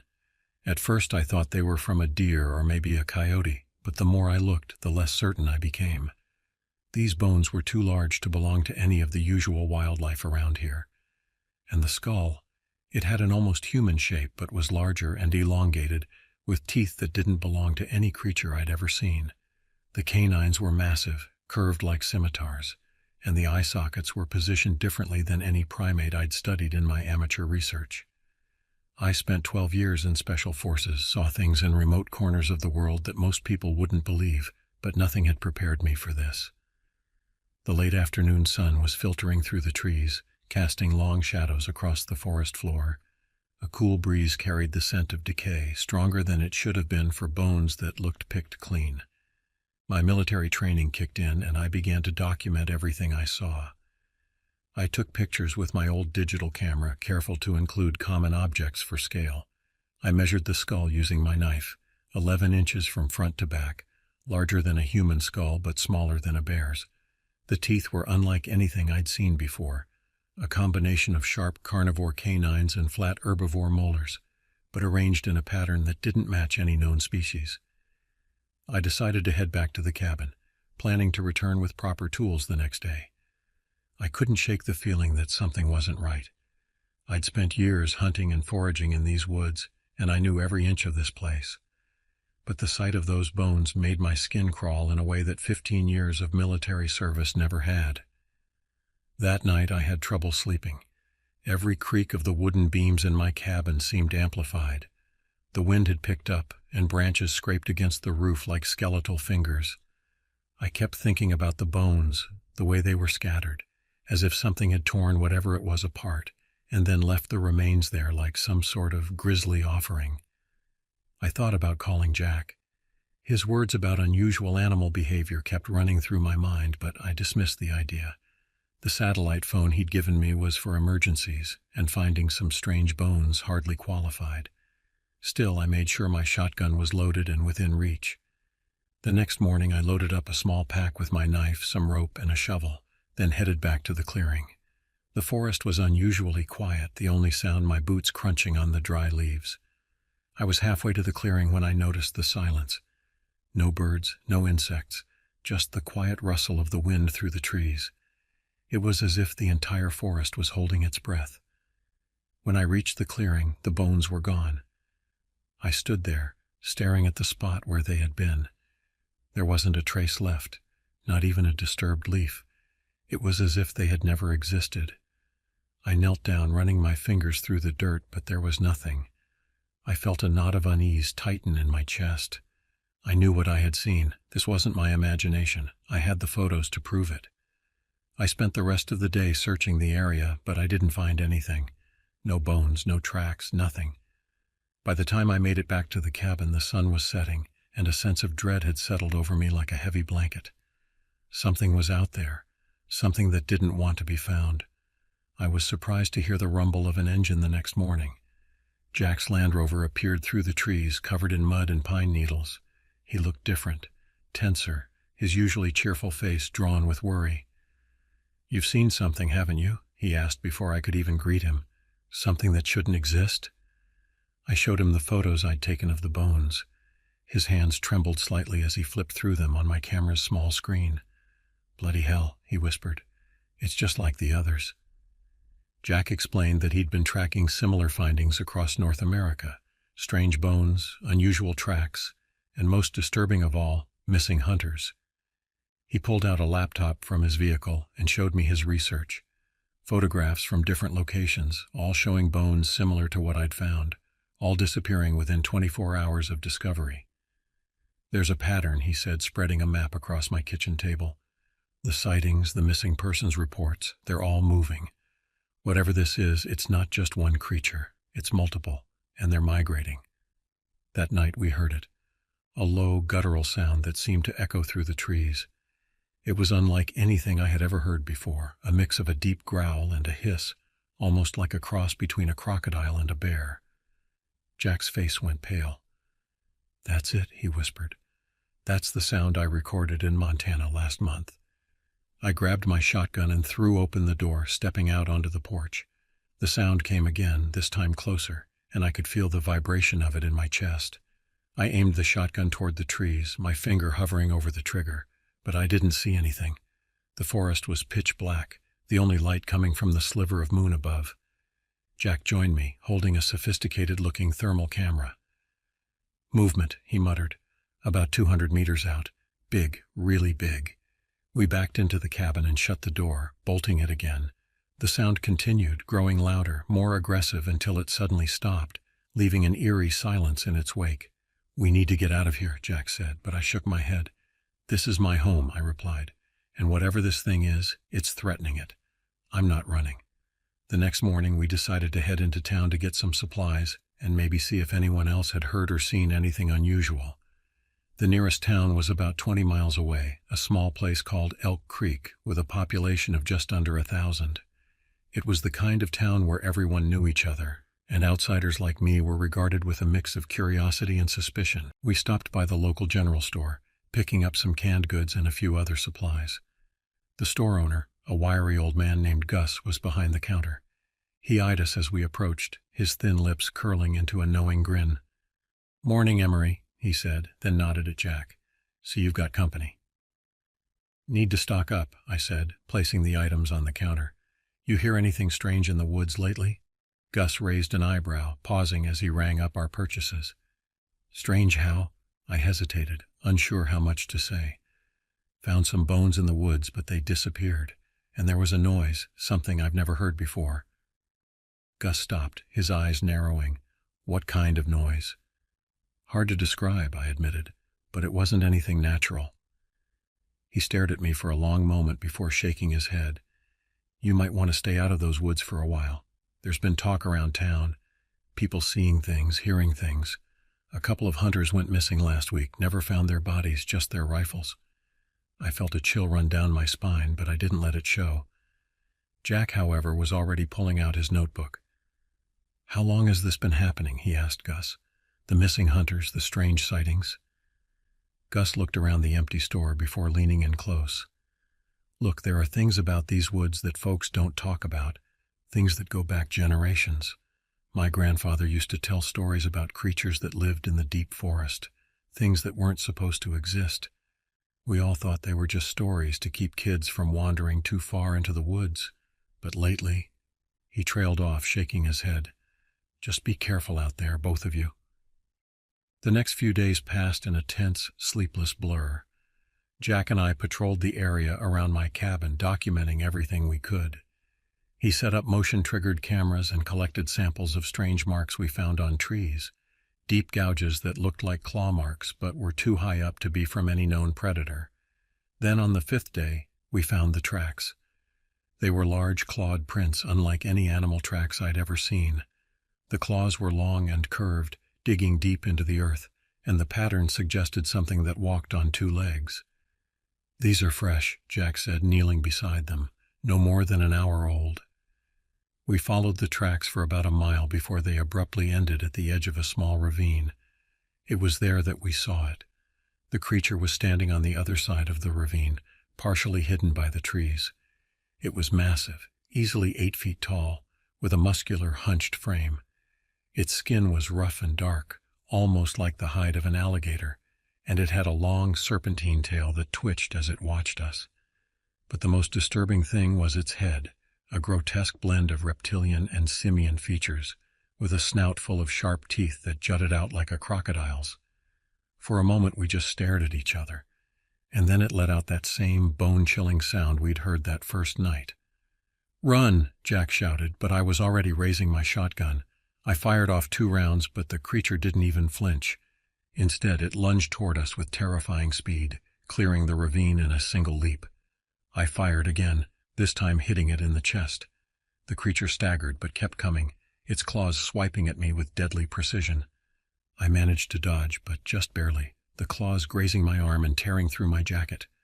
Jack had his camera out, still trying to document everything even as the creature bore down on us. "The eyes!" he shouted. "Aim for the eyes!" I ran, pulling Jack with me. I could hear it crashing through the trees behind us, getting closer with every second. I knew we couldn't make it back to the cabin, so I veered off the trail, heading toward a rocky outcrop I knew was nearby. If we could just make it there, maybe we could climb up and get out of its reach. We reached the outcrop, scrambling up the rocks as fast as we could. The creature was right behind us, its claws scraping against the stone as it tried to follow. We reached the top and I turned, firing the last of my shells into its face. The creature let out a screech and fell backward, tumbling down the rocks. It landed with a heavy thud at the base of the outcrop, its body twitching before going still. We waited, barely daring to breathe, but it didn't move again. After what felt like hours, we climbed down slowly, keeping the shotgun trained on it the whole time. When we reached the bottom, we approached the creature cautiously. It was dead. The shotgun had done more damage than I thought, the shells tearing through its skull. Jack immediately began taking photographs and samples, his hands shaking with a mixture of fear and excitement. "This changes everything," he kept saying. "This is proof, actual proof." But I wasn't so sure we should let anyone know about this. Whatever this creature was, its existence would raise too many questions, attract too much attention. This was my home, my sanctuary, and I wanted to keep it that way. We spent the rest of the day dragging the body back to the cabin. It was heavy, and we had to stop several times to catch our breath. By the time we got it back, night had fallen, and we were exhausted. Jack wanted to preserve the body, to call in his research contacts, but I convinced him otherwise. The next morning we buried the creature in a deep grave about 100 yards from the cabin. I didn't want to take any chances with it being found. Once it was done, we covered the grave with rocks, making sure it was well concealed. Jack left the next day, reluctantly agreeing to keep what we'd found a secret. He understood my need for privacy, for maintaining the peace I'd found in these woods. But before he left, he showed me something on his thermal camera. Multiple heat signatures in the distant forest, all moving in the same direction. "There are more out there," he said, "and they're moving. This isn't over, mate." I never saw or heard anything like it again, but I know they're out there. Sometimes on quiet nights when the wind is still, I think I can hear them calling to each other in the distance. The forest has changed. The animals are coming back slowly, but they're different now, more cautious, more aware. Life went back to normal, or as normal as it could after something like that. I kept to myself, didn't go into town for a while, and tried to forget about what had happened. But I knew I never would. Not completely. Jack still calls sometimes on the satellite phone, updates me on his research. He's tracked similar creatures across 3 continents now, always staying just out of sight, just beyond the edge of civilization. We know they're out there, watching, waiting, but for what, we still don't know. The thing we killed was real, and there are more of them out there, stalking through the dark places of the world. But for now, my little corner of the forest is quiet again. That's all that matters. Well, that and keeping my shotgun loaded.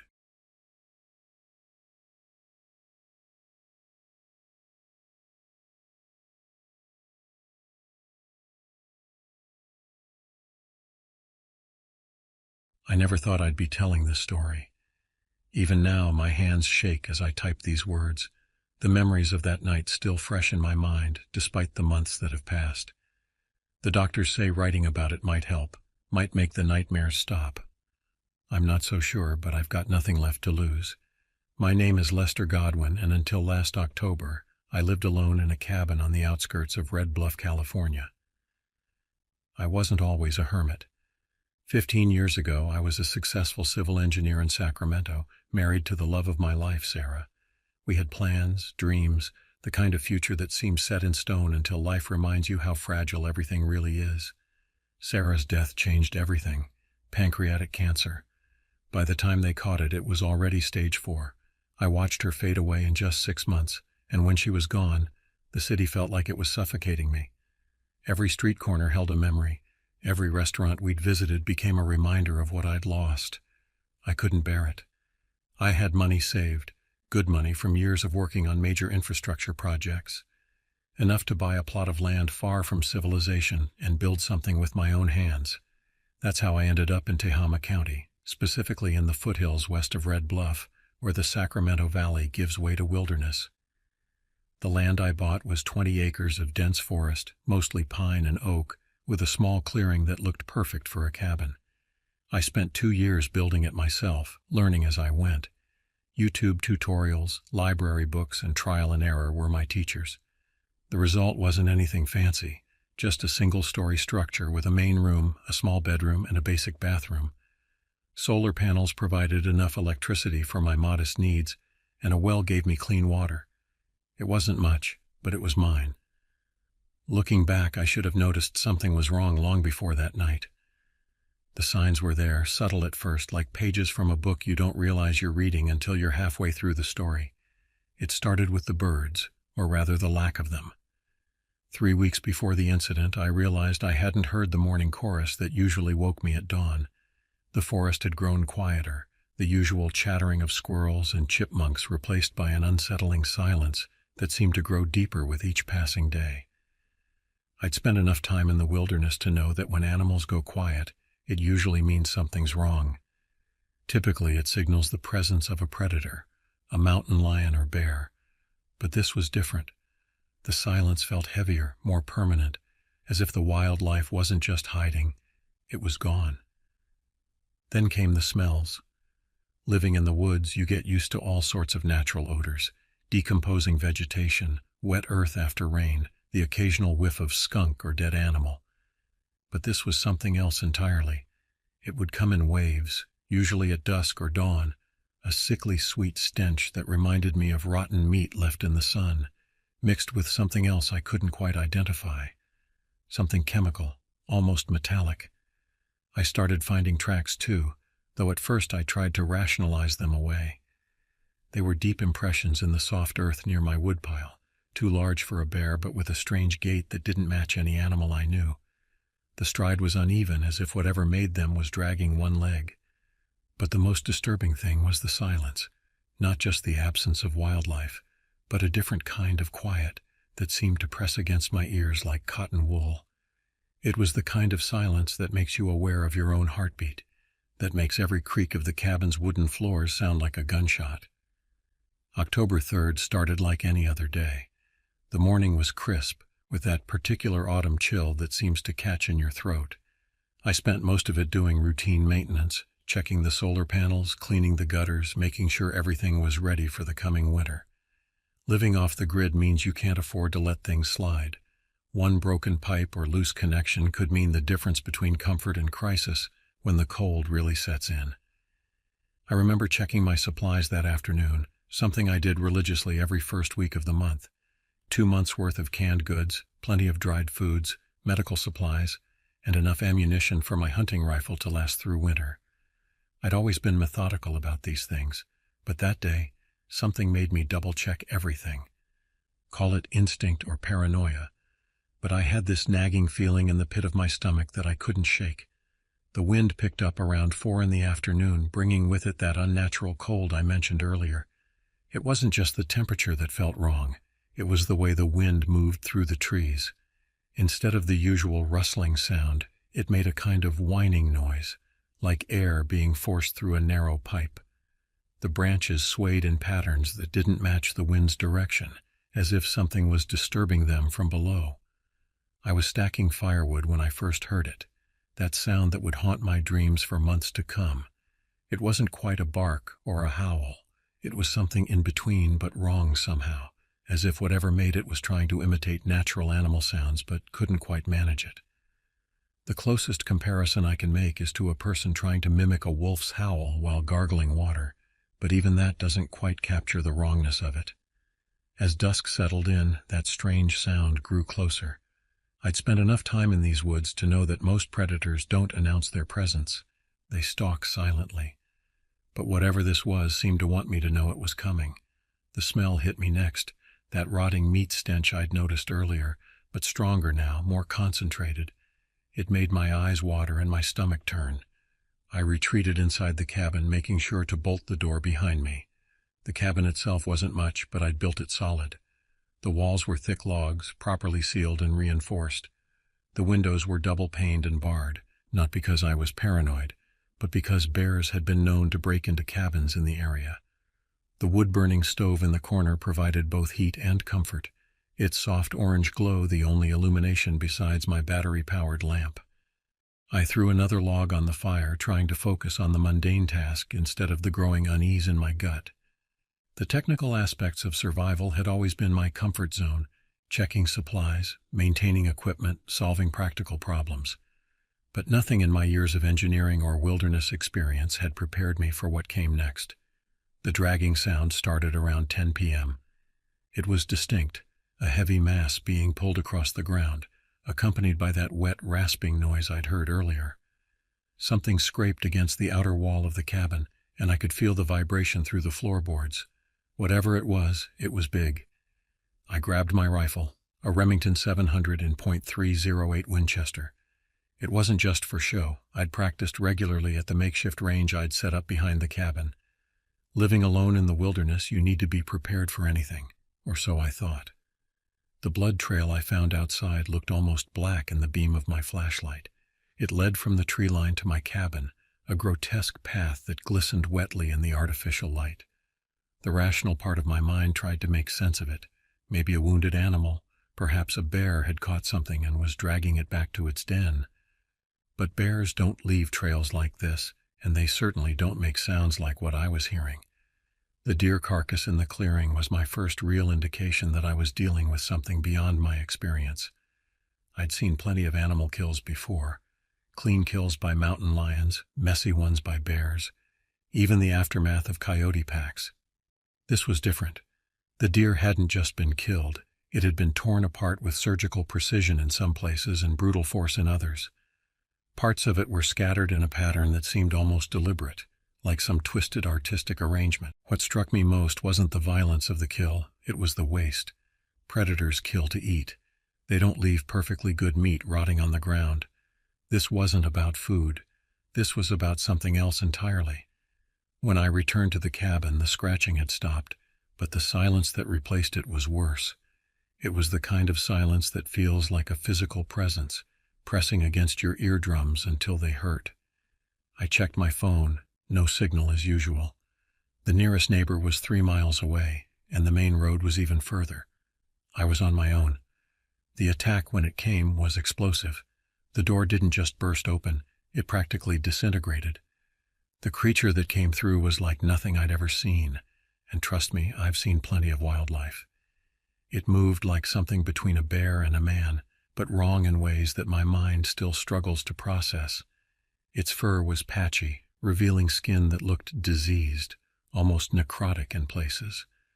The face was the worst part, a twisted parody of a wild boar's features, but with human-like eyes that held an intelligence that made my blood run cold. The smell that came with it was overwhelming, that same rotting meat stench, but mixed with something chemical, almost like formaldehyde. My first shot caught it in the shoulder, but it barely seemed to notice. The second shot, aimed at its head, did more damage, but even then it didn't die immediately. It thrashed and howled, that same terrible sound I'd heard in the woods, but closer now, wet and gurgling. The sheriff's department arrived about 2 hours after my call. By then, I'd managed to drag myself to the main road, leaving a trail of my own blood from where the creature's claws had torn into my shoulder. The deputies found me sitting by the roadside, rifle across my lap, staring into the darkness. The official report calls it a severely deformed black bear, possibly suffering from advanced mange and other diseases. But I saw the look in the deputies' eyes when they found the body. They knew this wasn't any bear they'd ever seen. The county wildlife specialist they brought in spent hours photographing and examining the carcass. He wouldn't go on record with anything specific, but I overheard him on the phone talking about genetic abnormalities and possible contamination.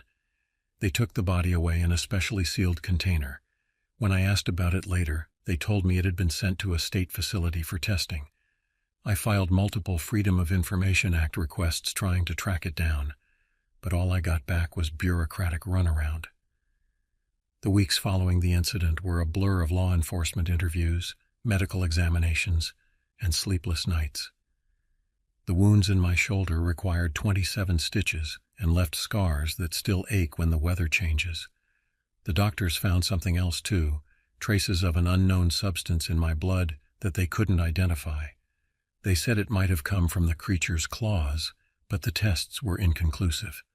Local papers picked up the story, but it didn't get much traction beyond a few bizarre bear attack headlines. A team from the California Department of Fish and Wildlife spent a week combing the area around my cabin. They found more tracks, more blood trails, but no sign of other creatures. What they did find were several dead zones, areas where nothing grew and where the soil tested positive for unusual chemical compounds. In the months since the attack, I've done my own research. I've talked to cryptozoologists, wildlife experts, and local historians. I've compiled weather data, satellite images, and geological surveys of the area. I'm an engineer by training.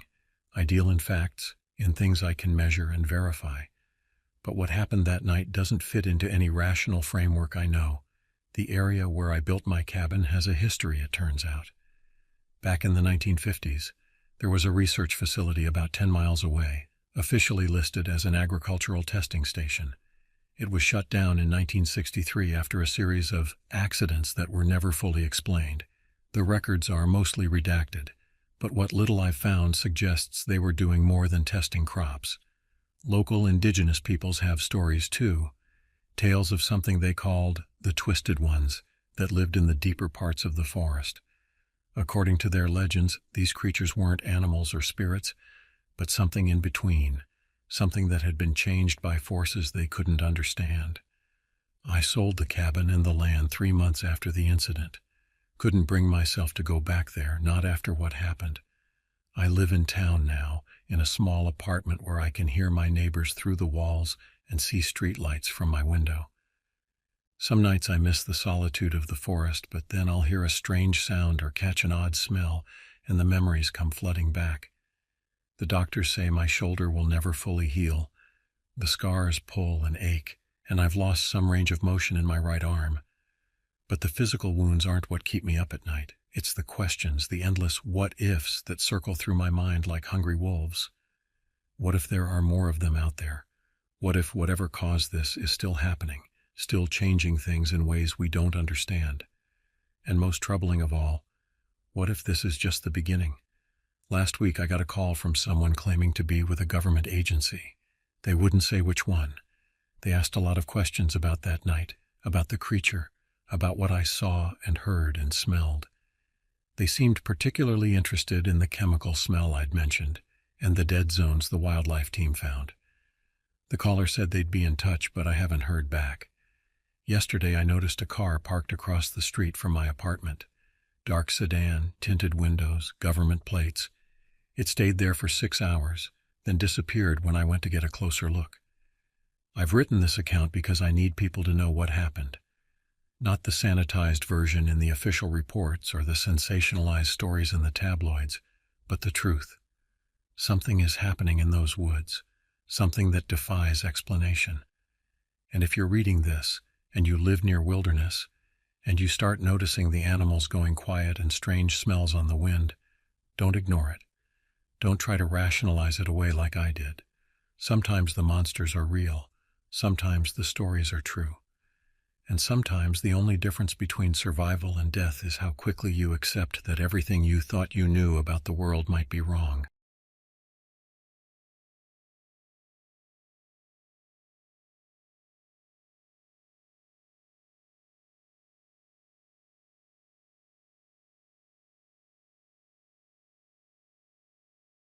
My name is Nathan Holloway, and I've spent most of my adult life in what most would consider isolation, nestled deep in the forests of northern Maine. Some might call it running from society, but I prefer to think of it as running toward something else, something pure and untainted by the chaos of the modern world. My father used to tell me, people are like matches, useful when you need them, but liable to burn everything down if you're not careful. Those words shaped my worldview more than I care to admit. The locals know me as the hermit of Blackwood County, though I hardly think living 5 miles from your nearest neighbor qualifies as true hermitage.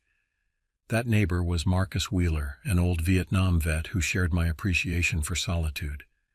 We had an understanding, Marcus and I, the kind that comes from recognizing a kindred spirit. We'd meet occasionally at the trading post in Somerset Mills, share a cup of coffee, maybe exchange some supplies, and then retreat back to our respective corners of the wilderness. My home is a hand-built cabin that sits on the edge of Shadow Lake, though you won't find that name on any official maps. It's what the indigenous people called it, according to Marcus, who learned it from his grandfather. The lake earned its name from the way the surrounding pines cast their reflection on the water, creating an eternal twilight, even on the brightest days. I've always found comfort in routine, checking my snares at dawn, maintaining my small vegetable garden, chopping wood for the coming winter, and keeping my solar panels clear of debris. It's a simple life, but it's mine. Or at least it was until that day in late August when everything I thought I knew about the natural world was turned inside out. The morning started like any other, with mist rising off the lake and the first hints of autumn crispness in the air. I remember checking the thermometer outside my kitchen window, 48 degrees Fahrenheit. The fog was unusually dense that morning, the kind that seems to swallow sound itself. I should have recognized it as an omen, but hindsight has a way of making prophets of us all. I set out to check my trap line, following the path I'd walked hundreds of times before. The fog grew thicker as I moved deeper into the woods, until the trees became nothing more than dark sentinels in a sea of white. The silence was absolute. No birdsong, no rustle of small animals in the undergrowth, not even the whisper of wind through the branches. Nature abhors a vacuum, and in my experience, when the forest goes quiet, it's because something has given it reason to. The first trap on my line was empty, which wasn't unusual. The second was undisturbed. But when I reached the third trap, near the old lightning-struck oak, I found something that made my blood run cold. The trap wasn't just empty, it was mangled, twisted like a piece of tinfoil in a giant's hand. Around it, the ground was torn up as if something massive had thrashed about.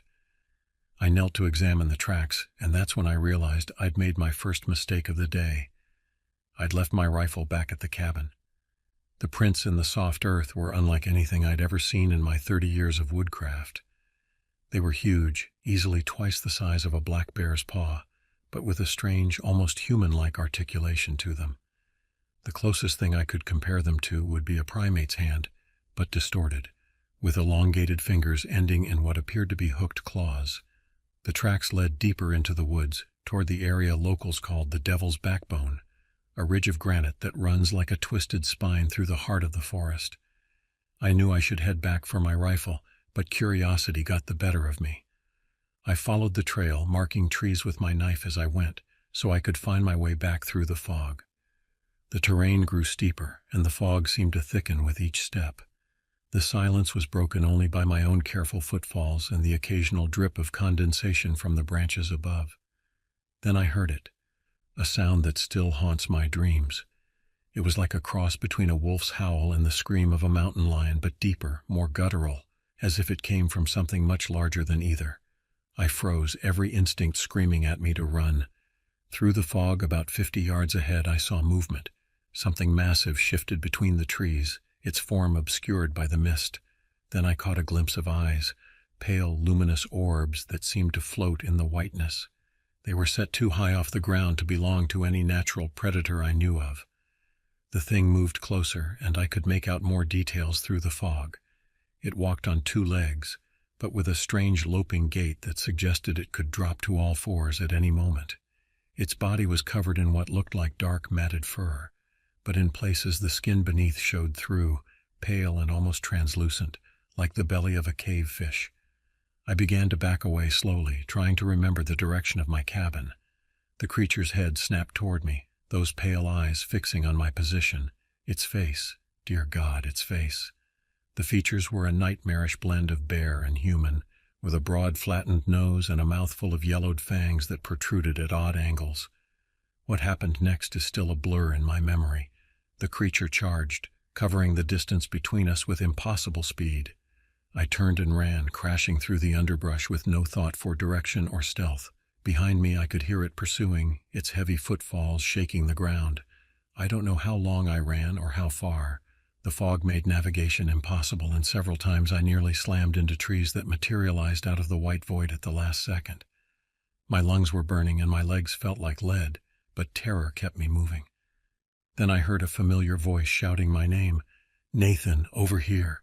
It was Marcus, and he sounded close. I veered toward his voice and burst into a small clearing. Marcus stood there with his rifle raised, and for a moment relief flooded through me. But something was wrong. Marcus's expression wasn't one of concern or surprise. It was terror. He wasn't looking at me, but past me, at something behind. I spun around just as the creature emerged from the fog. In the clearer air of the clearing, I could see it fully for the first time, and my mind rebelled at what I was seeing. The thing was easily 9 feet tall, its body a twisted mockery of human form.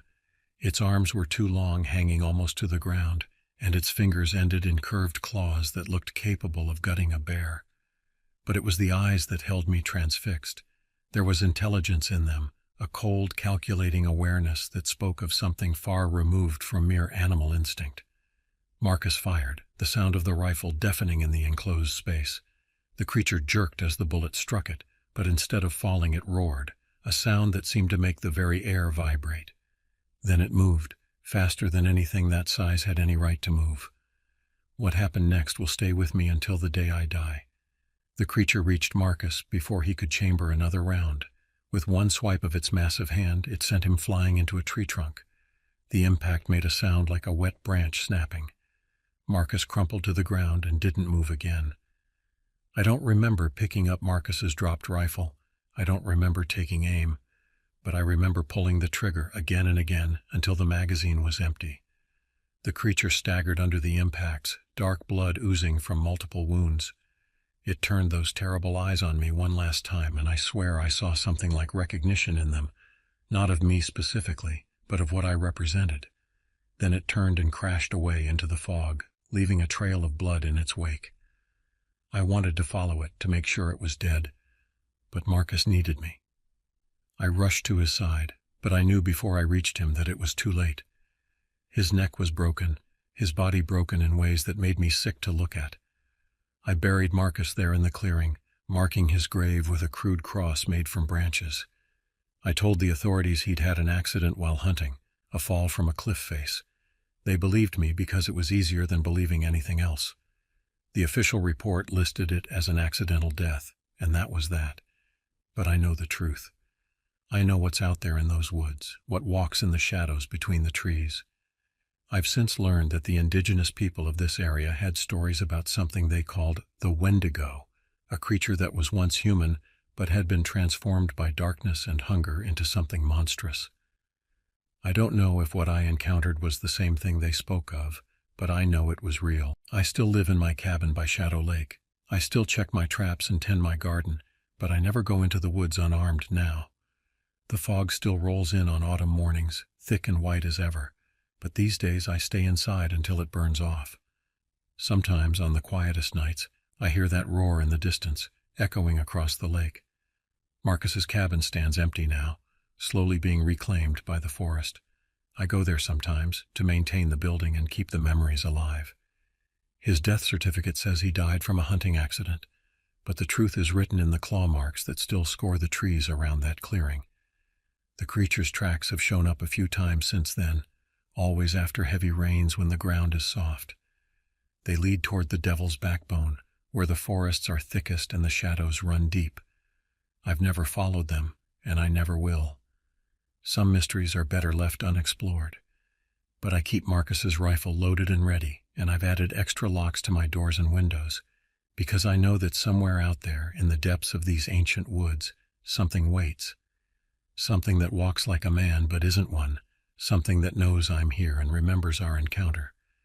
And on the foggiest mornings, when the world outside my window is nothing but white, I think I can see pale eyes watching from the tree line, patient and hungry, waiting for me to make another mistake.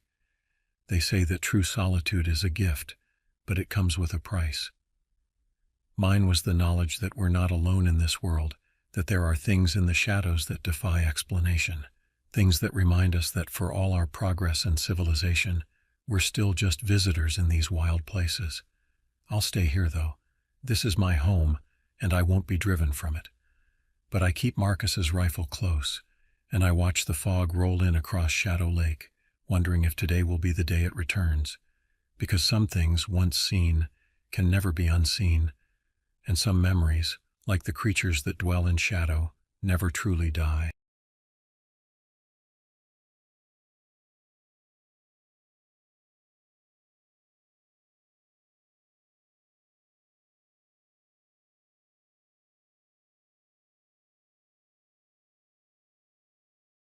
For the better part of the last decade, I've lived alone in a small cabin deep in the pine forests of Montana's Bitterroot Range. It's not the typical kind of isolation people envision when they think of living off the grid. I don't hunt for survival, and I'm not avoiding society because of some deep-seated mistrust of the government. I just like the quiet, a simple life. Before all this, I was Dr. Mitchell Russell, Associate Professor of English Literature at Dartmouth Valley College, a small liberal arts school nestled in the White Mountains of New Hampshire. My specialty was the lesser-known works of American transcendentalists, writers who believed in the inherent goodness of people and nature. Ironic considering how things turned out. I spent 15 years in academia teaching bright-eyed students about Thoreau's observations at Walden Pond and Emerson's essays on self-reliance. My colleagues respected me, my students seemed to enjoy my classes, and I had published enough papers to secure tenure. From the outside, it probably looked like I had it all figured out. But something was missing. My marriage to Sarah had ended quietly after 7 years, the way most academic marriages seem to end, with two people gradually drifting apart until they're living separate lives under the same roof. No drama, no fights over custody, we never had kids, just a mutual acknowledgement that we'd become different people than the ones who'd met at that faculty mixer back in 2005. After the divorce, I threw myself into my research, spending countless hours in the library's dusty archives, searching for meaning in yellowed manuscripts and forgotten letters. But the words that had once brought me so much joy began to feel hollow, like echoes in an empty room. It was during a particularly brutal New Hampshire winter that I made the decision. I had just finished reading a student's paper on Thoreau's Walking when something clicked. I realized I had spent my entire adult life teaching about people who had the courage to step away from society and find themselves in nature, while I remained safely ensconced in my comfortable academic bubble. The irony wasn't lost on me. Within a month I had submitted my resignation, sold my house, and packed whatever would fit in my aging Subaru Outback. My colleagues thought I was having a midlife crisis. Maybe I was. But as I drove west, watching the familiar New England landscape give way to the vast openness of the Great Plains, I felt more alive than I had in years.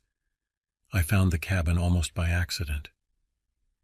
I had been staying in a small town called Pine Creek, about 50 miles from Missoula, when I overheard a conversation at the local diner about an old property deep in the national forest.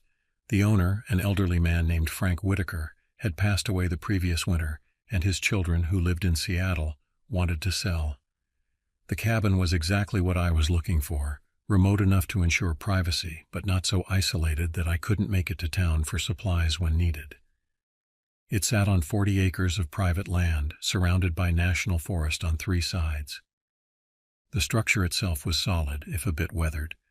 2 bedrooms, a spacious living room with a stone fireplace, and a wraparound porch that offered stunning views of the surrounding wilderness. I bought it for cash, using most of my savings and retirement fund. The real estate agent thought I was crazy, buying a property so far from civilization without even doing a proper inspection. But when I stood on that porch for the first time as the owner, watching the sun set behind the mountains and listening to the wind whisper through the pines, I knew I had made the right decision. Life in the cabin quickly settled into a comfortable routine. I wake each morning with the sun, brewing coffee in an old percolator on the wood stove. Breakfast is usually simple, oatmeal with dried fruit or eggs from my small chicken coop when the hens are laying. The mornings are for practical tasks, chopping wood, tending to my vegetable garden, maintaining the solar panels that provide my modest electrical needs. I installed a satellite internet connection, my one concession to modern technology. It's slow and unreliable, but it allows me to order supplies and keep in touch with the outside world when I choose to. Most days, though, I prefer the company of my books. The previous owner, Frank, left behind an impressive library of classics, and I've added to it over the years. My collection now fills 3 floor-to-ceiling bookshelves in the living room. On cold winter evenings, I sit by the fire and read for hours, losing myself in the worlds of Melville, Hawthorne, and my beloved transcendentalists. The isolation doesn't bother me the way it might others. I've always been comfortable with solitude, and the forest provides more companionship than most people might expect. There are the chickadees that visit my bird feeder each morning, the family of deer that grazes in my meadow at dusk, and the great horned owl that hoots from its perch in the old Douglas fir behind the cabin. I make trips into Pine Creek about once a month for supplies I can't grow or order online. The locals have gotten used to me over the years, though I'm sure they still talk about the professor in the woods. Martha, who runs the general store, always asks if I've written that book yet, convinced that I'm secretly working on a novel. I never correct her assumption. The seasons mark time in a way that feels more natural than any calendar. Spring brings the return of birdsong and the first tender shoots in my garden. Summer fills the forest with life and light, the days stretching long into the evening.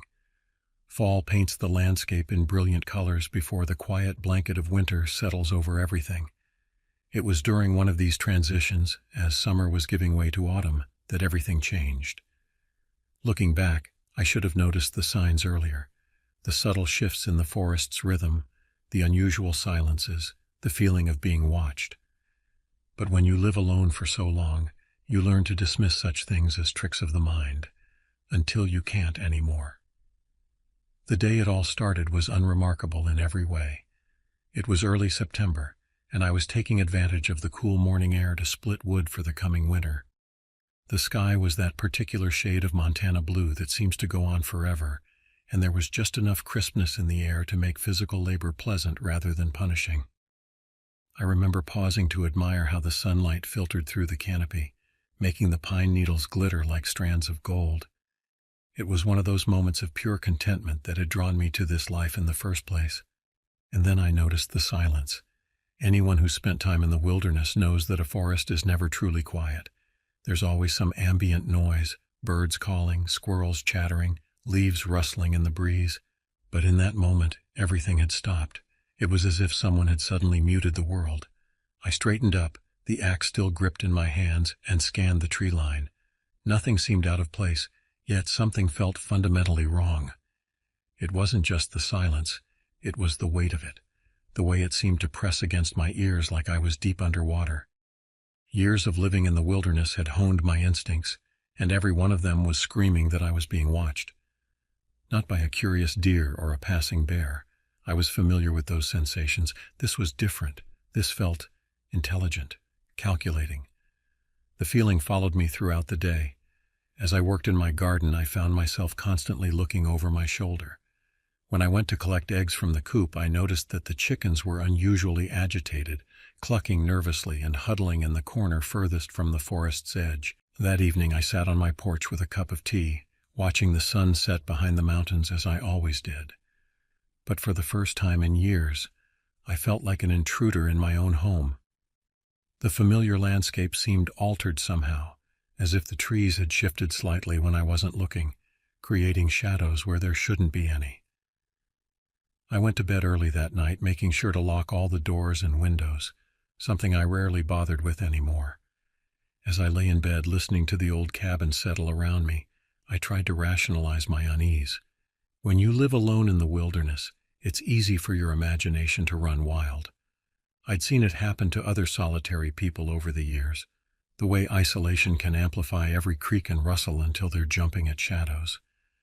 But as I drifted off to sleep, a small voice in the back of my mind whispered that this was different. This wasn't imagination. Something had changed in my forest, and whatever it was, it knew I was here. The next few days passed in a haze of increasing paranoia. The silence would come and go, settling over the forest like a heavy blanket, before lifting just as suddenly. Each time it happened, I felt that same watching presence, closer now, more focused. I began to notice other changes, small things at first, branches broken in unusual ways, deep scratches in the bark of trees that were too high for any normal animal, strange tracks in my garden that seemed to appear overnight. The chickens stopped laying eggs entirely, and I often found them huddled together in their coop, trembling even during the day. At night, I would wake to sounds I couldn't explain. Not the usual noises of the forest, the hooting of owls or the distant howl of wolves, but something else. Something that seemed to exist in the space between familiar sounds. Sometimes it was a low, rumbling vibration that I felt more than heard, like the purr of some massive cat. Other times it was a high-pitched keening that made my teeth ache and set my dogs howling. Yes, I had dogs, 2 of them. I haven't mentioned them before because of what happened to them. Their names were Jack and Scout, a pair of German shepherds I'd adopted from a rescue in Missoula shortly after moving to the cabin. They were my companions, my protectors, and my connection to humanity during those first years of solitude. They started acting strange about a week after I first noticed the silence. Jack, usually the more aggressive of the two, became uncharacteristically subdued. He would spend hours staring into the forest, his ears pricked forward, growling softly at something I couldn't see. Scout, traditionally the gentler one, began pacing the perimeter of the yard obsessively, whining and barking at shadows. Then one night, they both started barking frantically at something in the darkness. I grabbed my flashlight and ran outside, expecting to find a bear or a mountain lion. Instead, I found nothing. Just that oppressive silence and the feeling of being watched. The dogs were facing the forest, hackles raised, but they wouldn't go near the tree line. I'd never seen them so terrified. The next morning they were gone. I searched for days, hiking miles through the surrounding forest, calling their names until my voice gave out. I found no trace of them, no tracks, no blood, nothing. It was as if they had simply vanished into thin air. That's when I knew, with absolute certainty, that whatever was out there in the forest wasn't natural, and it was getting closer. The final confrontation happened exactly 1 month after the dogs disappeared. I remember the date clearly because I had just finished writing in my journal, October 15th, the first snow of the season. The flakes were falling thick and fast, already coating the ground in a white blanket that muffled all sound. I was in the living room, adding another log to the fire, when the silence descended again. But this time it was different, heavier, more purposeful. The flames in the fireplace flickered and died down, as if something was sucking the oxygen from the room. Then I heard it, a sound that I'll never be able to adequately describe. It started as a low clicking, like someone rapidly tapping their fingernails on wood, but it gradually transformed into something else. Something that sounded almost like words, but spoken in a way that human vocal cords could never produce. I grabbed my shotgun from above the fireplace and moved to the window. The snow was still falling, but now it seemed to be moving wrong, swirling in patterns that defied the wind. And there, at the edge of my clearing, I saw it. The creature was massive, easily 8 feet tall when standing upright, though it seemed to prefer a hunched posture that made it look more like a grotesque parody of a bear. Its fur was thick and matted, the color of old blood, but it seemed to shift and change as I watched, sometimes appearing almost translucent in the falling snow. Its head was the worst part. It had a face that seemed to be constantly rearranging itself, features sliding and morphing like wet clay. The only constants were its eyes, deep, intelligent, and filled with a malevolence that froze my blood. It saw me watching and straightened up to its full height. Then it spoke again, that same clicking sound that somehow formed words in my mind. "This is not your place." I raised the shotgun, but my hands were shaking so badly I could barely aim. The creature took a step forward, and I fired. The blast echoed through the silent forest, and I saw the shot connect with its chest. Dark fluid sprayed from the wound, but the creature didn't even flinch. Instead, it smiled, if you could call it that. Its face split open to reveal row upon row of teeth, each one seemingly moving independently like a mass of writhing worms. Then it charged. I emptied the shotgun into it as it came, each blast tearing chunks from its body, but it kept coming. It reached the porch in 3 massive strides and smashed through my front door like it was made of paper. The next few moments are a blur in my memory. I remember the overwhelming stench, like rotting meat and old copper, and the sound of its claws tearing through wood and furniture. I remember running, stumbling through my own home as this thing pursued me, its bulk destroying everything in its path. I made it to my bedroom and slammed the door, knowing it wouldn't hold but needing those few precious seconds. My hands were bleeding. I don't remember how they got cut, as I fumbled with the ammunition box I kept under my bed. I managed to reload the shotgun just as the door exploded inward. The creature filled the doorway, its body seeming to pulse and shift in the darkness. Those eyes fixed on me, and in them I saw something that changed me forever. A kind of ancient cosmic hatred that had nothing to do with territory or food or any natural motivation. This thing wanted to destroy me simply because I existed, because my very presence was an affront to whatever twisted reality it came from. I fired directly into its face at point-blank range. The blast caught it full in what passed for its head, and for a moment, everything seemed to stop. Then the creature's form began to unravel. That's the only word I can think of to describe it. It was like watching a sweater come apart, thread by thread, except each thread was writhing and screaming in that clicking language I could somehow understand. The process lasted only seconds, but it felt like hours. When it was over, there was nothing left but a dark stain on my bedroom floor, and a smell that no amount of cleaning has ever been able to remove. That was 3 years ago. I still live in the cabin, though many would question that decision. I've repaired the damage, replaced the door, fixed the walls, burned the ruined furniture. But some things can't be fixed.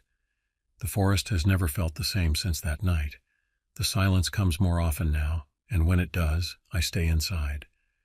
I've tried to research what I encountered, spending countless hours online and in libraries when I make my supply runs to town.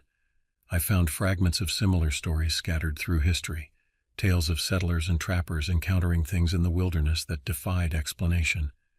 Many of these accounts share common elements with my experience: the unnatural silence, the feeling of being watched, the way the creature seemed to distort reality around it. But I've never found anything that exactly matches what I saw. Maybe that's for the best. Some things aren't meant to be cataloged and classified. I've thought about leaving, about selling the cabin and moving back to civilization, but I know that wouldn't solve anything.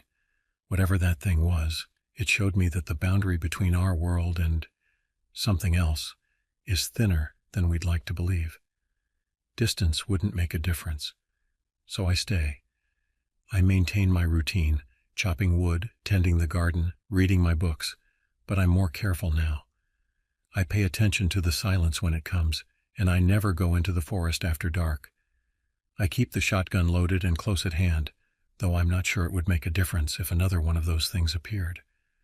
Sometimes, on particularly quiet nights, I think I can hear that clicking language in the distance, like a conversation I'm not meant to understand. And sometimes, when the moon is full and the shadows are long, I see movement at the edge of the clearing that doesn't match any natural creature. But mostly I wait, because I know that whatever that thing was, it wasn't alone. Sometimes I catch glimpses of others, shifting shadows that don't quite match the trees casting them, movements that defy natural laws, faces that appear briefly in the darkness between the pines, only to dissolve when looked at directly. I've started mapping them, marking their appearances in my journal and on the large topographical map that hangs in my study. At first, the sightings seemed random, but over time a pattern has emerged. They're more active during certain phases of the moon, and they seem to favor the deeper, older parts of the forest, where the trees grow so thick they block out most of the sunlight. I've also noticed that they're expanding their territory. What started as occasional sightings near my clearing has grown to include much of the surrounding forest. Last month, a hiker went missing about 5 miles from my cabin. The search parties found nothing, but I heard that clicking language the night he disappeared, closer than it had been in years. I should report what I know, tell the authorities about what's really happening in these woods, but who would believe me? And even if they did, what could they do? Send in the National Guard to fight shadows? Drop bombs on something that can unravel reality itself? No, this is my burden to bear, my choice to make. Last night, something changed. I was sitting on my porch watching the sunset behind the mountains as I always do when I heard it.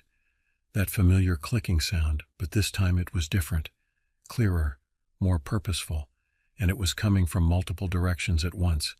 I went inside and grabbed my shotgun, but I didn't load it.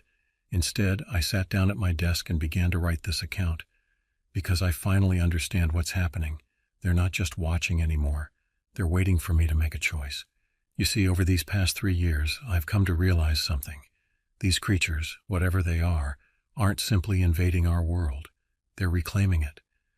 This forest, these mountains, they belong to them long before humans ever set foot here.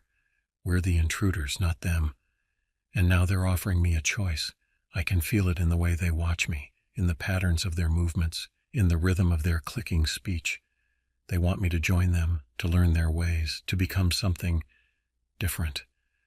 Part of me wants to run, to pack up my car and drive until I can't see trees anymore. But I know that's not really an option. They've marked me, changed me in some fundamental way that I'm only beginning to understand. I dream in their language now, my thoughts clicking and shifting like shadows between the trees. So I'm going to do something else, something that the old me, the professor who taught about Thoreau and Emerson, would never have considered. I'm going to walk into the forest tonight, during the darkest hour, and I'm going to answer their call. I don't know what will happen to me. Perhaps I'll disappear like my dogs did, like that hiker did. Perhaps I'll become something else entirely. But I know I can't keep living in this in-between state, watching the boundary between their world and mine grow thinner with each passing day. If you're reading this, it means you found my cabin. Maybe you're a hiker who stumbled upon it, or maybe you're one of the search parties that will inevitably come looking when people notice I've stopped making my monthly trips to town. Either way, consider this both a warning and an invitation. The forest is changing. The old boundaries are breaking down. What lives in these woods now isn't something that can be understood through the lens of natural science or rational thought. It's older than that, deeper, more fundamental. You can choose to ignore this warning. Convince yourself that this is just the rambling diary of a lonely old man who spent too much time alone in the woods. That's probably the safer choice. But if you're like me, if you felt that watching presence, heard that clicking language in your dreams, then you know there's another choice. The forest is waiting. It's always been waiting. And now, if you'll excuse me, I have an appointment to keep. Mitchell Russell, October 23, 2024. Found in a leather-bound journal on the desk of an abandoned cabin in the Bitterroot Range. The cabin's owner, former Professor Mitchell Russell, was reported missing 3 days later. Despite extensive searches, no trace of him has ever been found. Local authorities attribute his disappearance to wildlife or exposure, but hikers in the area still report strange sounds in the forest at night, and some claim to hear what sounds like clicking voices carried on the wind.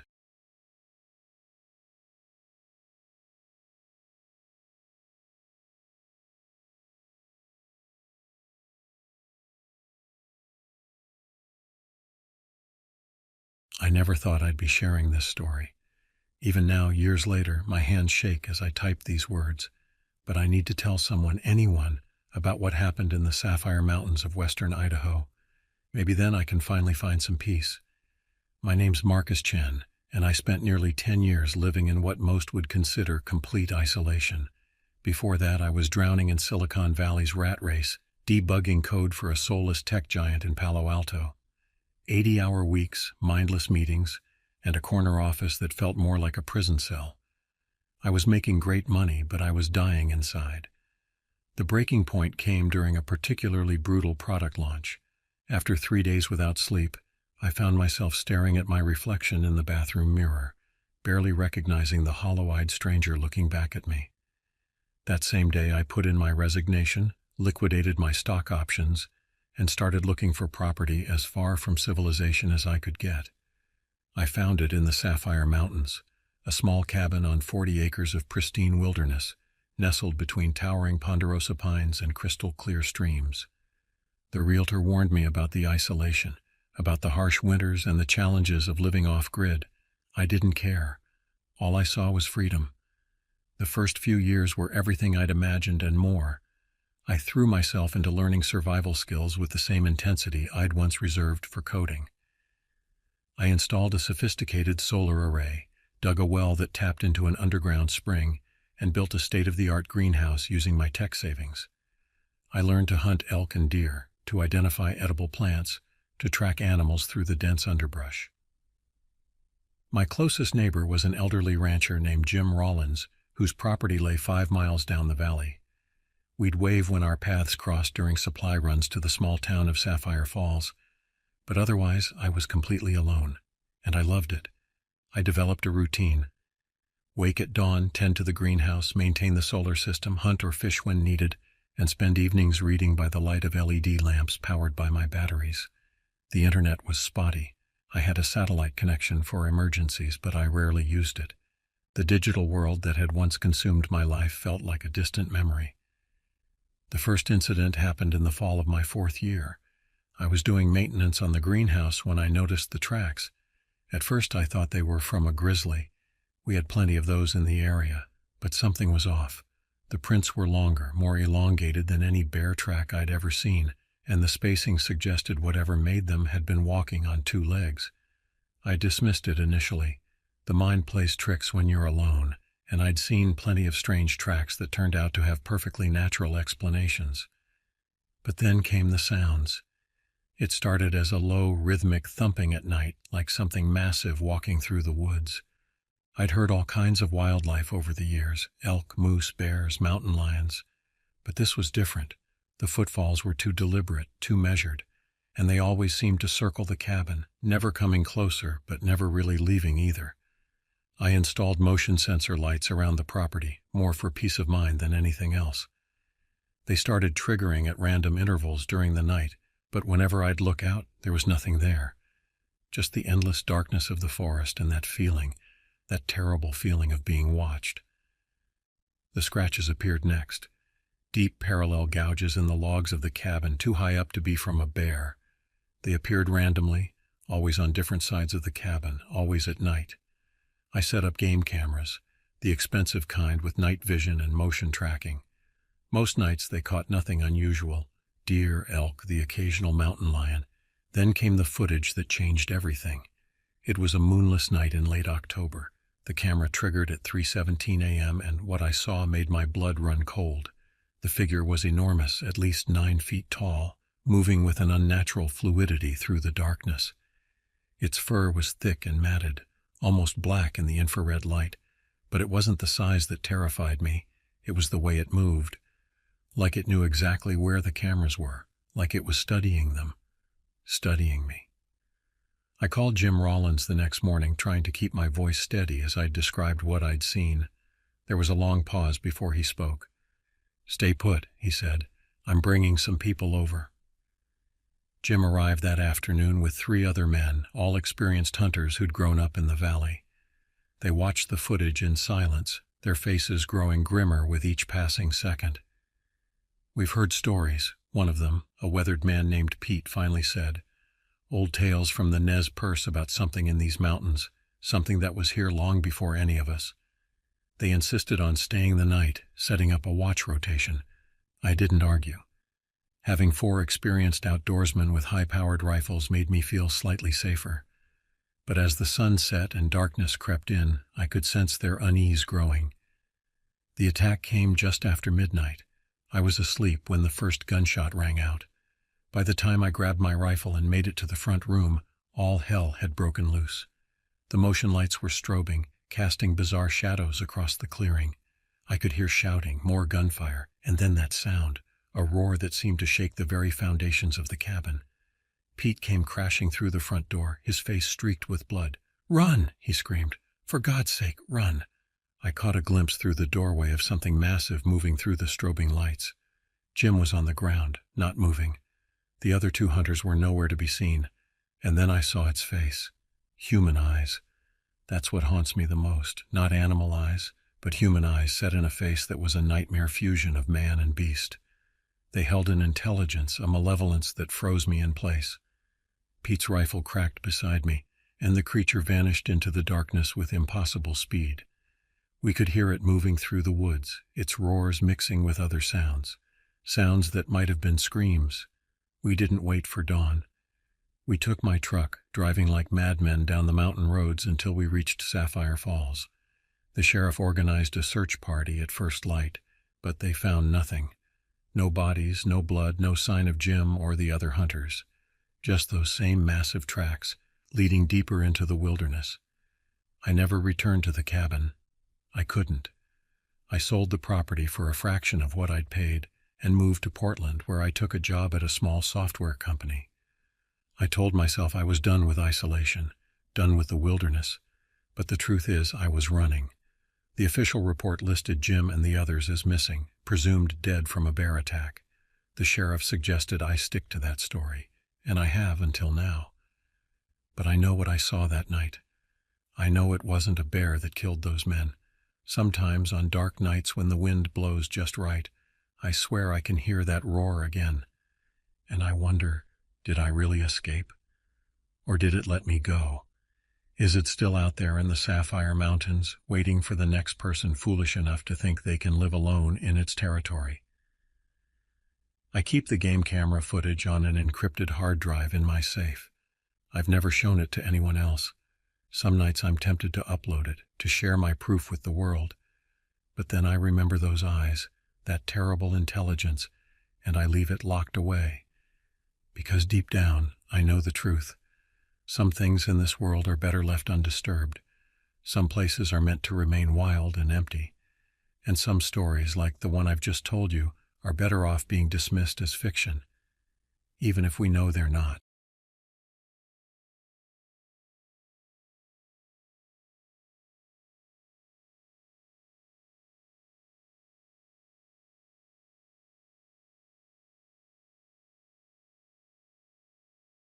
It was early 1994 when I found myself staring at a map, wondering how I got here. My name's Tanner Ridgway, and I was a carpenter by trade.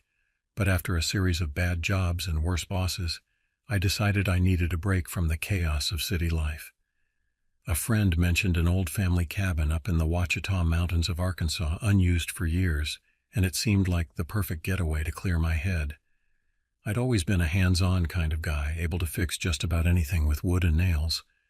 But the truth is, I was running away from a mess I didn't know how to fix. Divorce papers, unpaid bills, and a life that felt like it was slipping through my fingers. The cabin was supposed to be a sanctuary, a place to stop the spiral and rebuild. I didn't expect it to be where I'd face something I couldn't fix with a hammer. The decision to leave hadn't come easily. For weeks, I'd been drowning in a sea of self-pity and cheap whiskey, watching as my life unraveled thread by thread. It started with the argument, the last in a long line of them, with my soon-to-be ex-wife, Sarah. "You're never here, Tanner," she'd screamed, her voice raw with emotion. "Even when you are, you're not really present. It's like living with a ghost." I remember standing there, my work boots tracking sawdust across the kitchen floor she'd just cleaned. I wanted to argue, to defend myself, but the words wouldn't come. Because deep down, I knew she was right. Our marriage had been on the rocks for years. We'd met young, fell hard, and got married before either of us really knew who we were. For a while it worked. We were happy, or at least we thought we were. But as the years went by, the cracks started to show. I threw myself into my work, taking on more projects, staying later at job sites. Anything to avoid coming home to the silence that had settled between us. Sarah tried, God knows she tried, to bridge the gap. But I was too stubborn, too set in my ways to meet her halfway. The night she handed me the divorce papers, I didn't even flinch. It was like I'd been expecting it, waiting for the other shoe to drop. I signed them without a word, packed a bag, and checked into a cheap motel on the outskirts of town. For days I wandered in a haze, showing up to work on autopilot, my mind a million miles away. It was during one of these fog-filled days that I managed to royally screw up a job, misreading the blueprints and building an entire wall in the wrong place. My boss, a red-faced man named Frank, who'd always had it out for me, didn't hold back. "Ridgway," he bellowed, his face inches from mine. "You just cost us a week's worth of work and materials. What the hell were you thinking?" I stood there, taking the verbal lashing, my fists clenched at my sides. And then something inside me snapped. "You know what, Frank?" I said, my voice eerily calm. "I quit." I walked off the job site, ignoring the chorus of shouts behind me. It felt good for about 5 minutes. Then the reality of what I'd done began to sink in. No job, no wife, no home to speak of. I was adrift, untethered from everything that had once defined me. That's when I remembered the cabin. Years ago, my buddy Mike had mentioned it in passing. An old family property tucked away in the Ouachita Mountains. "It's a bit rough," he'd said, "but it's there if you ever need to get away." I called Mike that night, my hands shaking as I dialed the number. "Mike, it's Tanner. Remember that cabin you mentioned? Is it still available?" There was a pause on the other end of the line, and for a moment I thought he might say no. But then I heard him sigh. "Yeah, it's available. But Tanner, are you sure? It's pretty isolated up there."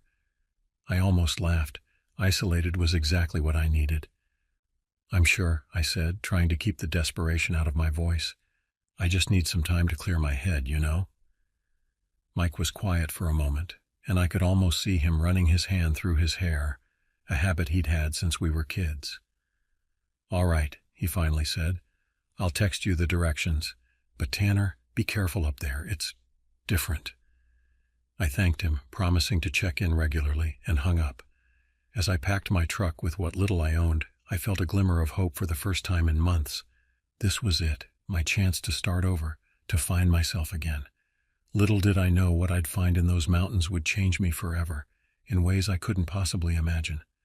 The drive to the Ouachita Mountains was long and winding, taking me through stretches of Arkansas I'd never seen before.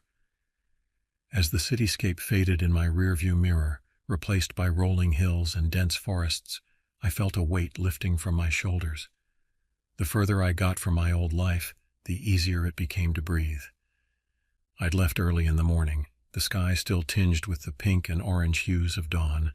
My old pickup truck, a '78 Ford that had seen better days, groaned in protest as I pushed it up steep inclines, but it held together just like it always had. The radio faded in and out as I drove, catching snatches of country music and talk shows. Eventually I gave up and popped in an old Johnny Cash cassette. As I walked the line filled the cab, I found myself humming along, my fingers tapping against the steering wheel. It was mid-afternoon when I finally reached the turnoff Mike had described. The paved road gave way to gravel, then to little more than a dirt path. The trees pressed in close on either side, their branches scraping against the sides of the truck. I checked the hastily scribbled directions on the crumpled piece of paper beside me, squinting to make out Mike's chicken-scratch handwriting. Left at the big oak with the split trunk, it read. I scanned the woods, my eyes peeled for anything resembling the landmark. Just as I was beginning to think I'd missed it, the trees parted, revealing a massive oak.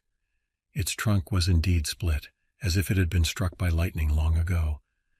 I made the turn, the truck bouncing over exposed roots and rocks.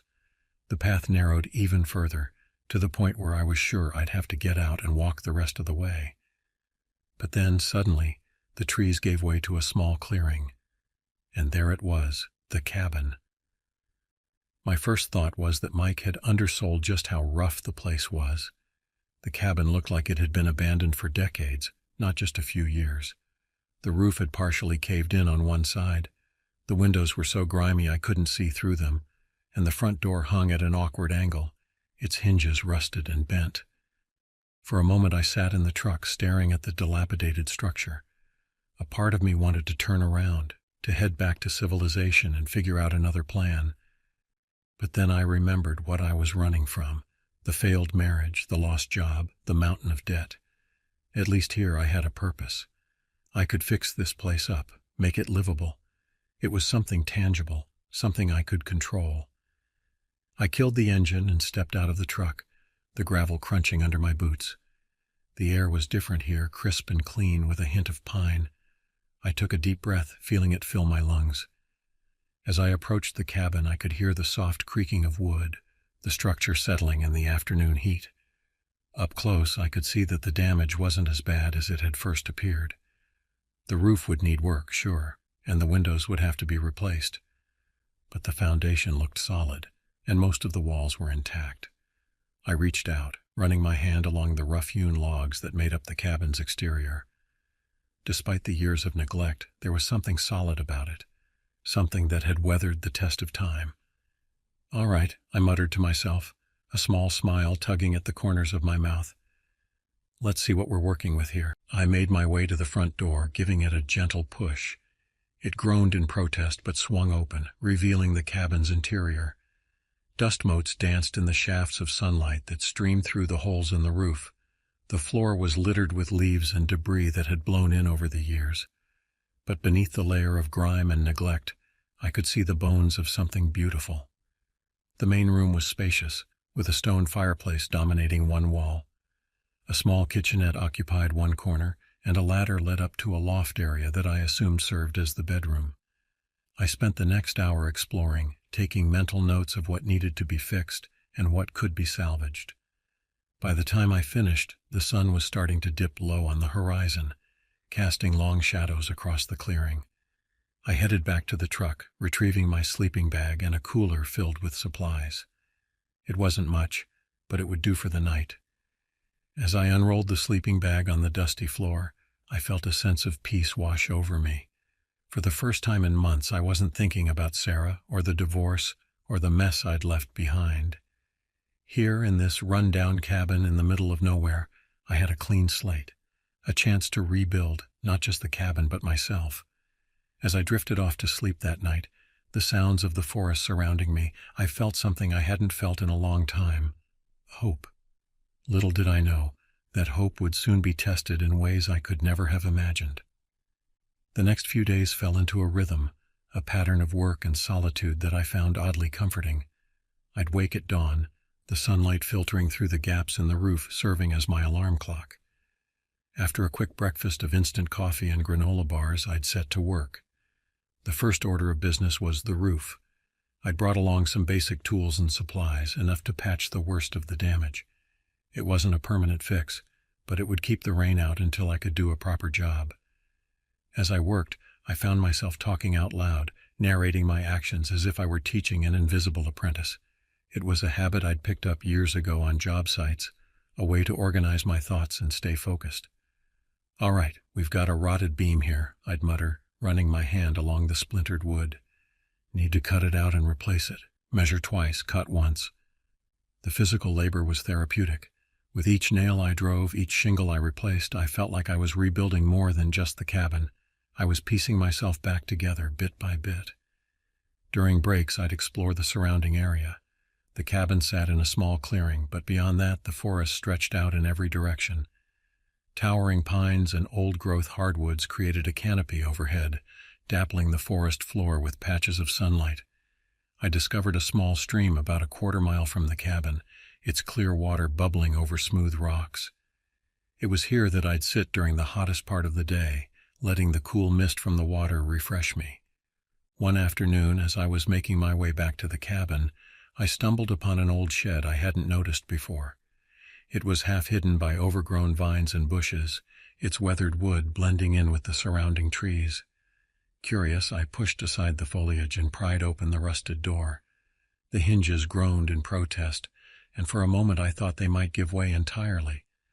But they held, revealing the shed's interior. It was like stepping back in time. The small space was crammed with tools and equipment, most of it decades old. Rusty saws hung from pegs on the wall, their teeth dulled with age. An old workbench stood against one wall, its surface scarred and stained. But it was what I found in the corner that really caught my attention. Tucked away behind some old crates was a hunting rifle, its stock smooth and well-oiled despite the years of disuse. Next to it sat a box of ammunition, the cardboard faded but still intact. I picked up the rifle, feeling its weight in my hands. I'd never been much of a hunter, but I knew how to handle a gun. My dad had taught me the basics when I was a kid, emphasizing safety above all else. "Always treat it like it's loaded," his voice echoed in my head as I checked the chamber. It was empty, as I'd expected, but I still felt a flutter of nerves in my stomach. I debated whether to bring the rifle back to the cabin. On one hand, it might come in handy. There were bound to be animals in these woods, and while I had no intention of hunting, the idea of having some protection was appealing. On the other hand, the thought of having a loaded weapon around made me uneasy. In the end, I decided to leave it where it was. I could always come back for it if I needed to. I made a mental note of its location and headed back to the cabin, my mind already turning to the next repair on my list. As the days passed, I fell into a routine. Work during the day, a simple dinner as the sun set, and then evenings spent sitting on the newly repaired porch, watching as the forest came alive with nocturnal sounds. It was during one of these evenings, about a week into my stay, that I first noticed something off. I was sitting in an old rocking chair I'd found in the cabin, nursing a cup of instant coffee, when I heard it. A rustling in the underbrush, too deliberate to be the wind. I sat up straighter, my eyes straining to pierce the gathering darkness. For a moment, all was still. Then from the dense tree line, I caught movement. At first I thought it was a deer, but it didn't move right. The way it shifted between the trees, low and slow, felt wrong.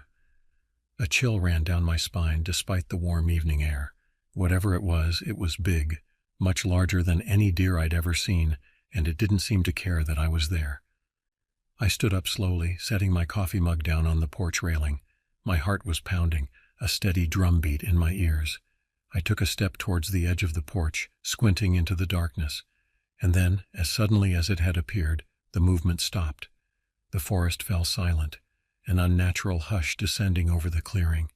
Even the crickets had stopped their nightly chorus.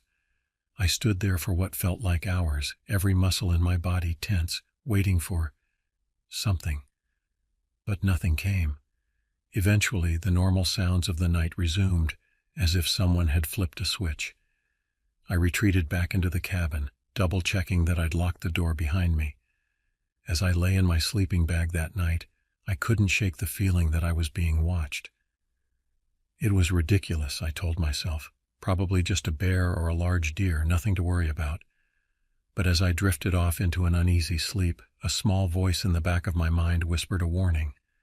Something wasn't right in these woods, and I had a feeling I was about to find out what it was. The next few days passed without incident, but I couldn't shake the unease that had settled over me since that night on the porch. I threw myself into my work with renewed vigor, as if keeping busy could somehow keep whatever was out there at bay. I focused on the interior of the cabin, scrubbing years of grime from the windows and floors. As I worked, I couldn't help but wonder about the cabin's history. Who had built it? Why had they abandoned it? The more I cleaned, the more traces of its past inhabitants I uncovered. A child's drawing tucked behind a loose floorboard, an old locket hidden in the back of a drawer. These glimpses into the lives of those who had come before me were a welcome distraction from my own troubled thoughts.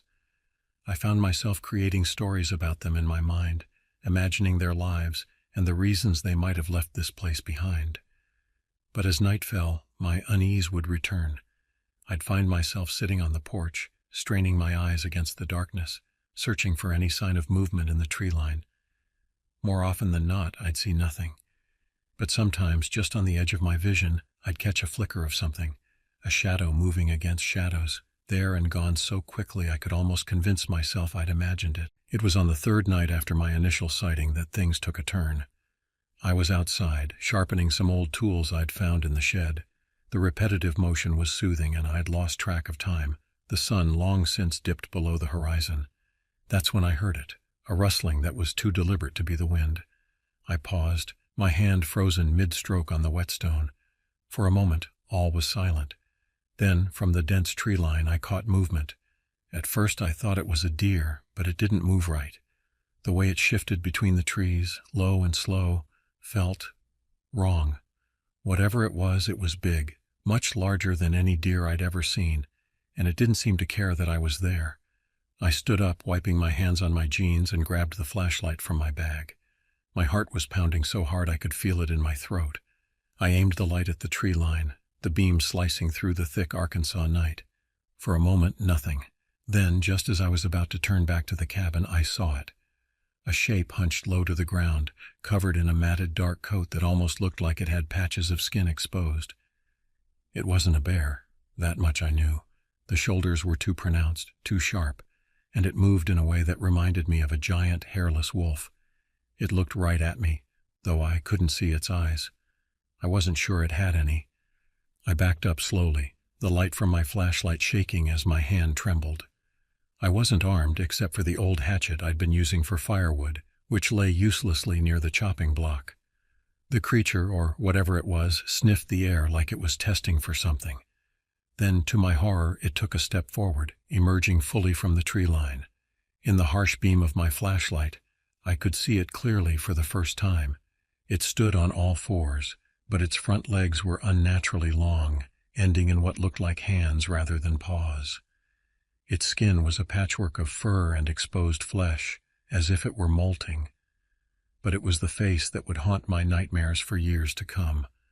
It was almost human but grotesquely elongated, with a jaw that hung open to reveal row upon row of needle-like teeth. Where its eyes should have been, there were only sunken hollows, dark and empty. I stumbled backward, my mind reeling. This couldn't be real. It had to be a hallucination, a trick of the light, anything but what I was seeing. The creature's head snapped towards me at the sound of my movement. It let out a low, guttural sound, not quite a growl, not quite a moan, that seemed to reverberate through my very bones. I ran. I didn't think, didn't plan, just turned and sprinted for the cabin as fast as my legs would carry me. Behind me I could hear the creature giving chase, its bizarre gait producing a rhythmic thudding that spurred me on. I reached the cabin door, fumbling with the handle in my panic. Just as I felt it give way, something slammed into my back, sending me sprawling into the cabin. I rolled, coming face to face with the creature as it loomed in the doorway.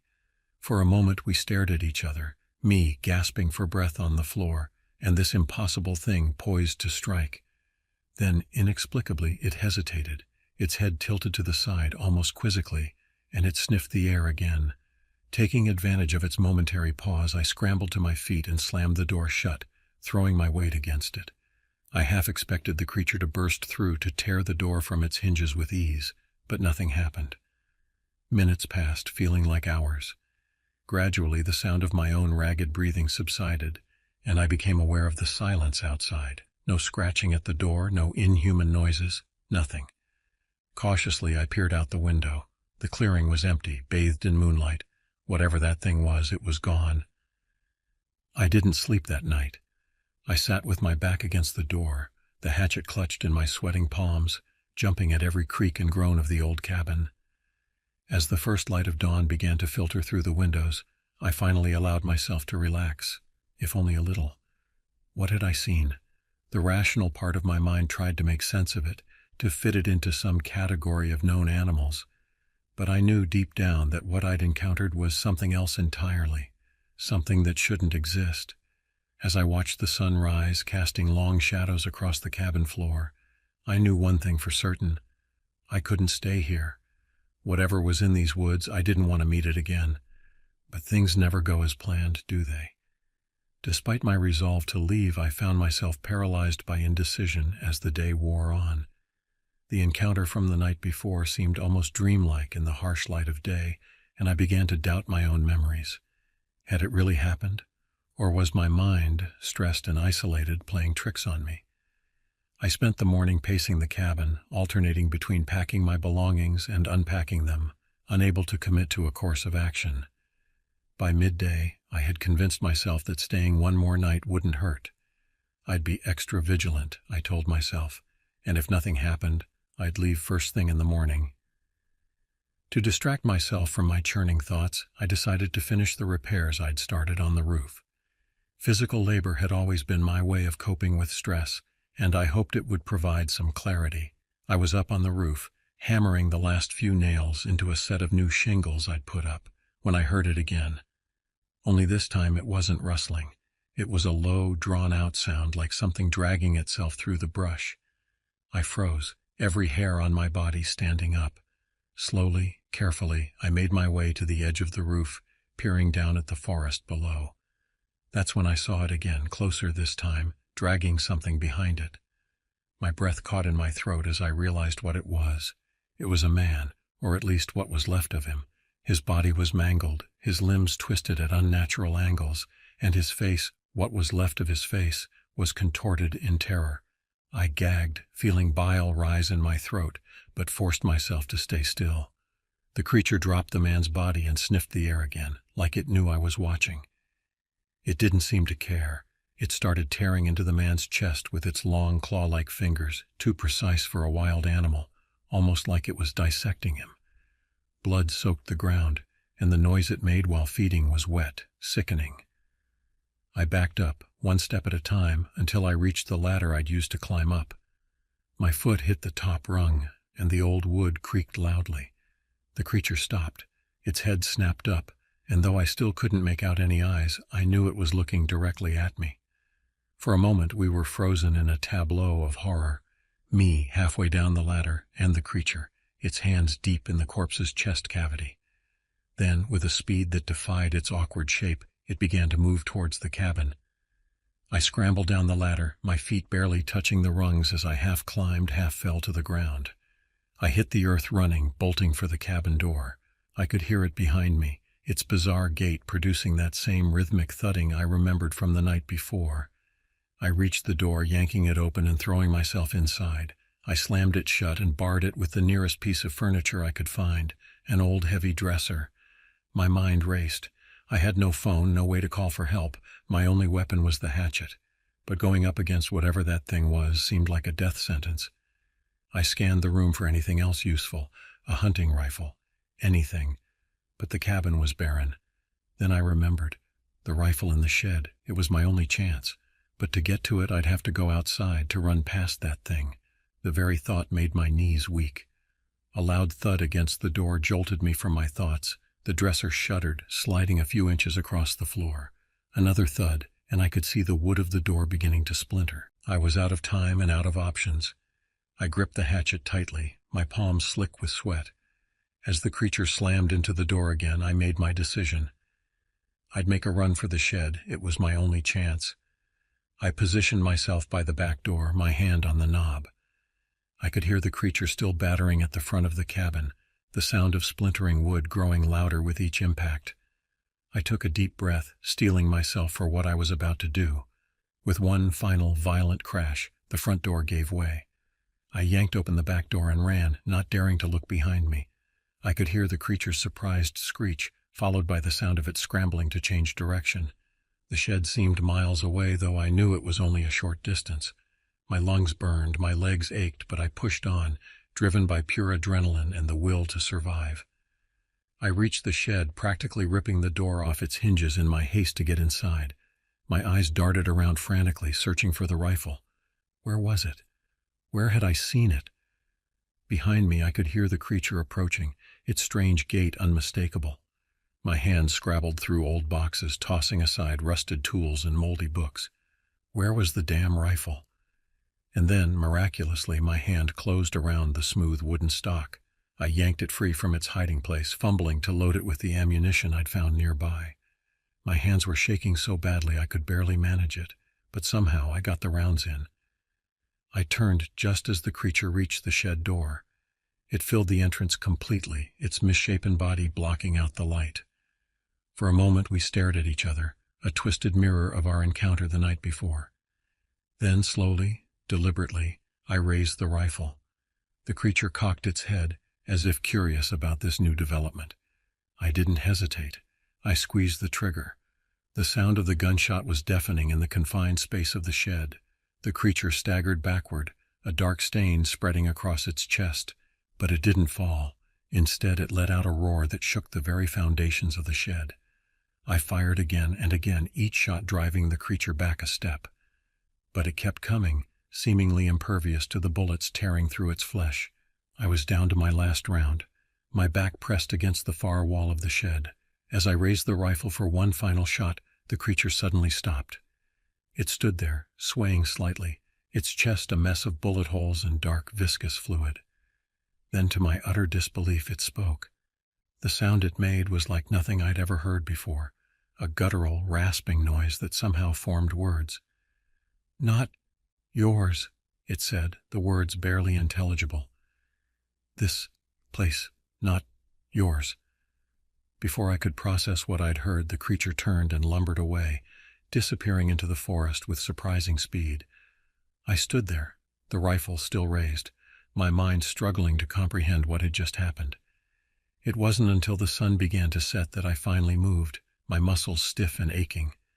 I made my way back to the cabin on shaky legs, my mind reeling. What had the creature meant? What was this place? As I approached the cabin, I noticed something I hadn't seen before. Carved into one of the logs near the door was a symbol, a complex, swirling design that seemed to shift and change the longer I looked at it. I had a feeling that my time in these mountains was far from over. Whatever secrets this place held, whatever that creature was, I knew I couldn't leave until I uncovered the truth. As night fell, I barricaded myself in the cabin once more, the rifle close at hand. But as I sat there in the darkness, listening to the sounds of the forest outside, I couldn't shake the feeling that I was on the verge of discovering something far beyond my understanding. And I wasn't sure if I was ready for what that discovery might mean. The next few days passed in a blur of frantic research and mounting paranoia. I couldn't shake the memory of the creature's words, nor the image of that strange symbol carved into the cabin. There was more to this place than met the eye, and I was determined to uncover its secrets. I started by thoroughly searching the cabin, looking for any clues its previous inhabitants might have left behind. I pried up floorboards, checked behind every loose panel, and combed through the few pieces of furniture that remained. My search yielded little at first: a few old newspapers, some faded photographs of people I didn't recognize. But then, hidden in a small compartment beneath a loose brick in the fireplace, I found something. It was a journal, its leather cover cracked and worn with age. The pages were yellowed and brittle, filled with cramped, spidery handwriting that was difficult to decipher. I spent hours poring over the journal, piecing together its contents. It had belonged to a man named Elias Blackwood, who had lived in the cabin in the 1930s. Elias wrote of strange occurrences in the forest, of creatures that defied explanation and nights filled with unearthly sounds. But more than that, he wrote of a cult, a group that had inhabited these mountains long before white settlers arrived, practicing rituals that Elias described as an abomination against nature and God alike.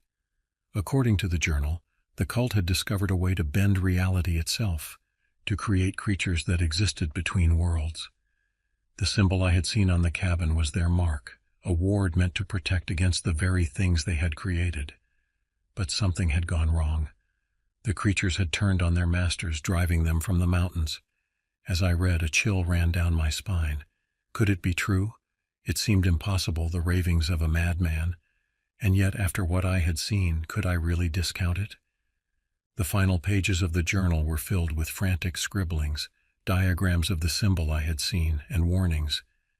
"They're coming," Elias had written, the words pressed so hard into the page that they had nearly torn through. "God help me, they're coming." The journal ended there, leaving me with more questions than answers. What had happened to Elias?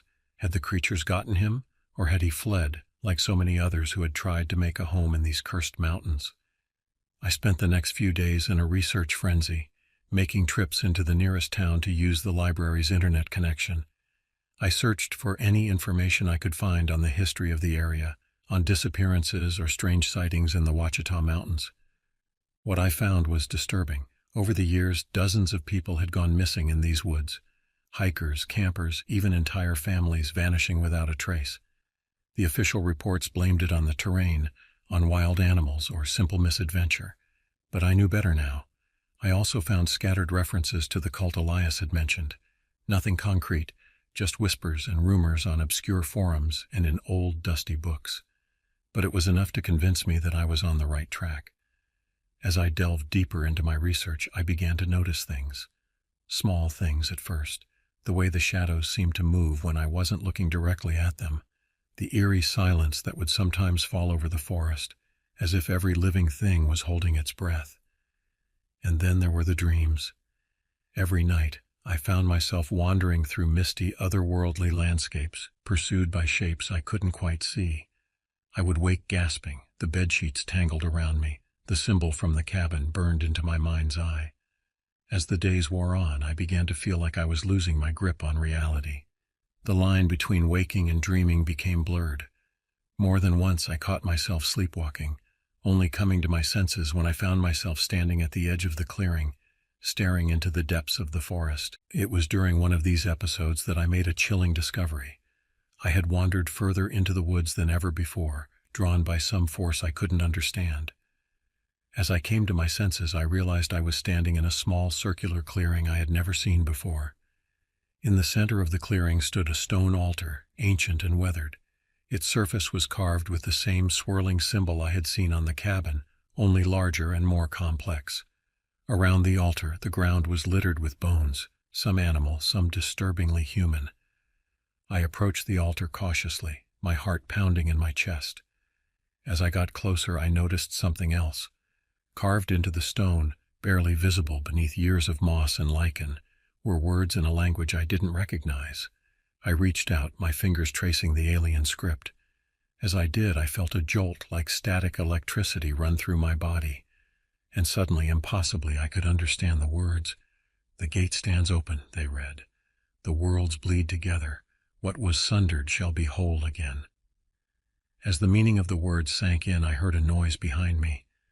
I turned to see the creature standing at the edge of the clearing, its misshapen form silhouetted against the trees.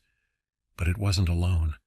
Behind it I could see other shapes moving in the shadows, things that defied description. I ran. I ran faster than I ever had in my life, crashing through the underbrush, branches whipping at my face. I could hear them behind me, their unearthly cries echoing through the trees. Somehow I made it back to the cabin.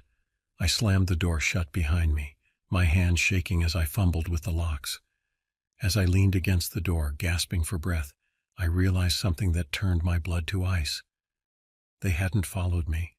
They could have easily overtaken me, but they had stopped at the edge of the clearing. It was as if they were waiting for something. That night, as I huddled in the cabin, the rifle clutched to my chest, I knew I had to leave. Whatever was happening in these mountains, whatever dark forces were at work, it was bigger than me. I needed help.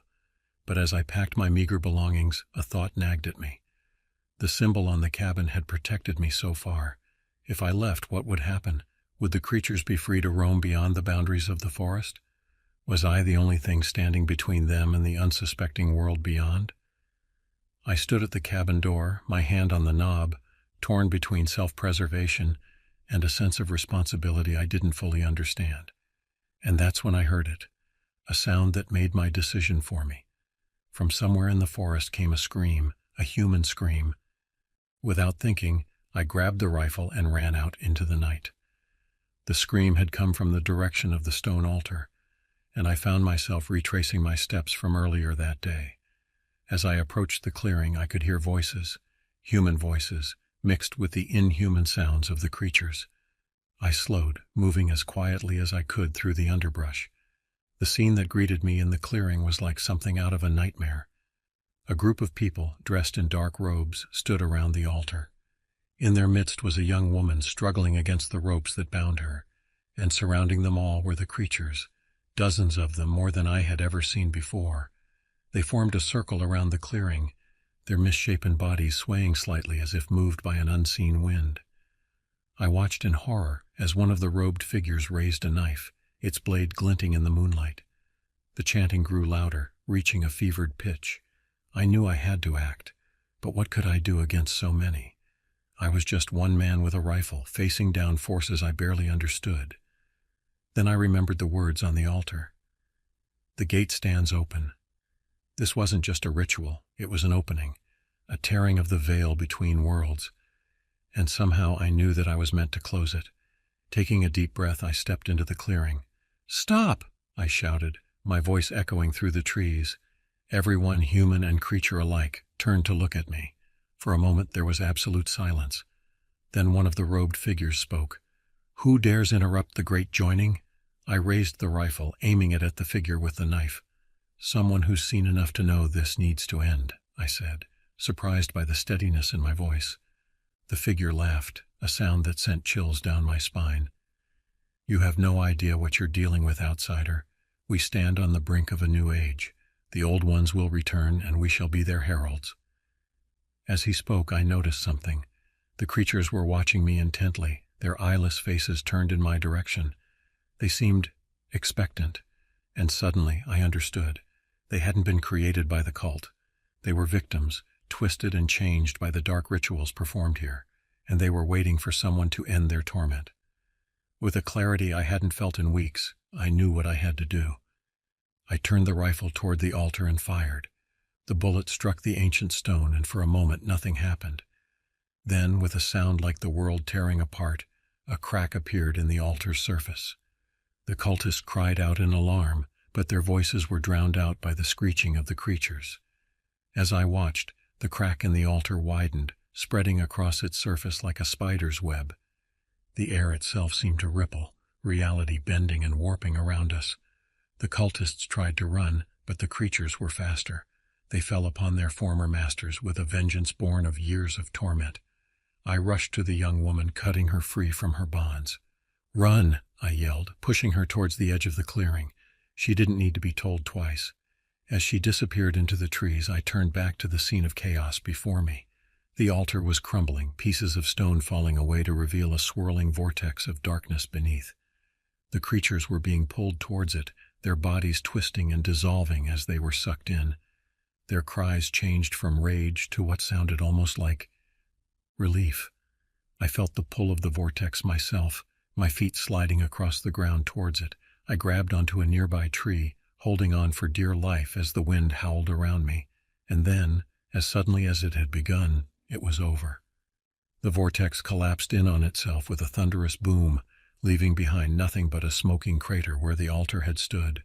The clearing was empty, the cultists, the creatures, all gone. Only I remained, clinging to the tree, my mind struggling to process what I had just witnessed. As the first light of dawn began to filter through the trees, I made my way back to the cabin on shaky legs. I knew I should leave, should put as much distance between myself and this place as possible. But as I stood on the porch looking out at the peaceful forest, I realized I couldn't. Someone needed to stand guard, to make sure nothing like this ever happened again. I walked back into the cabin, running my hand along the symbol carved into the log. It no longer filled me with dread. Instead, I felt a sense of purpose. This place, with all its dark history and hidden dangers, was my responsibility now, and I would protect it, no matter what came. As I settled into the rocking chair on the porch, rifle across my lap, I smiled for the first time in weeks. I had come to these mountains looking for a new start, a way to rebuild my life. I never expected to find my true calling.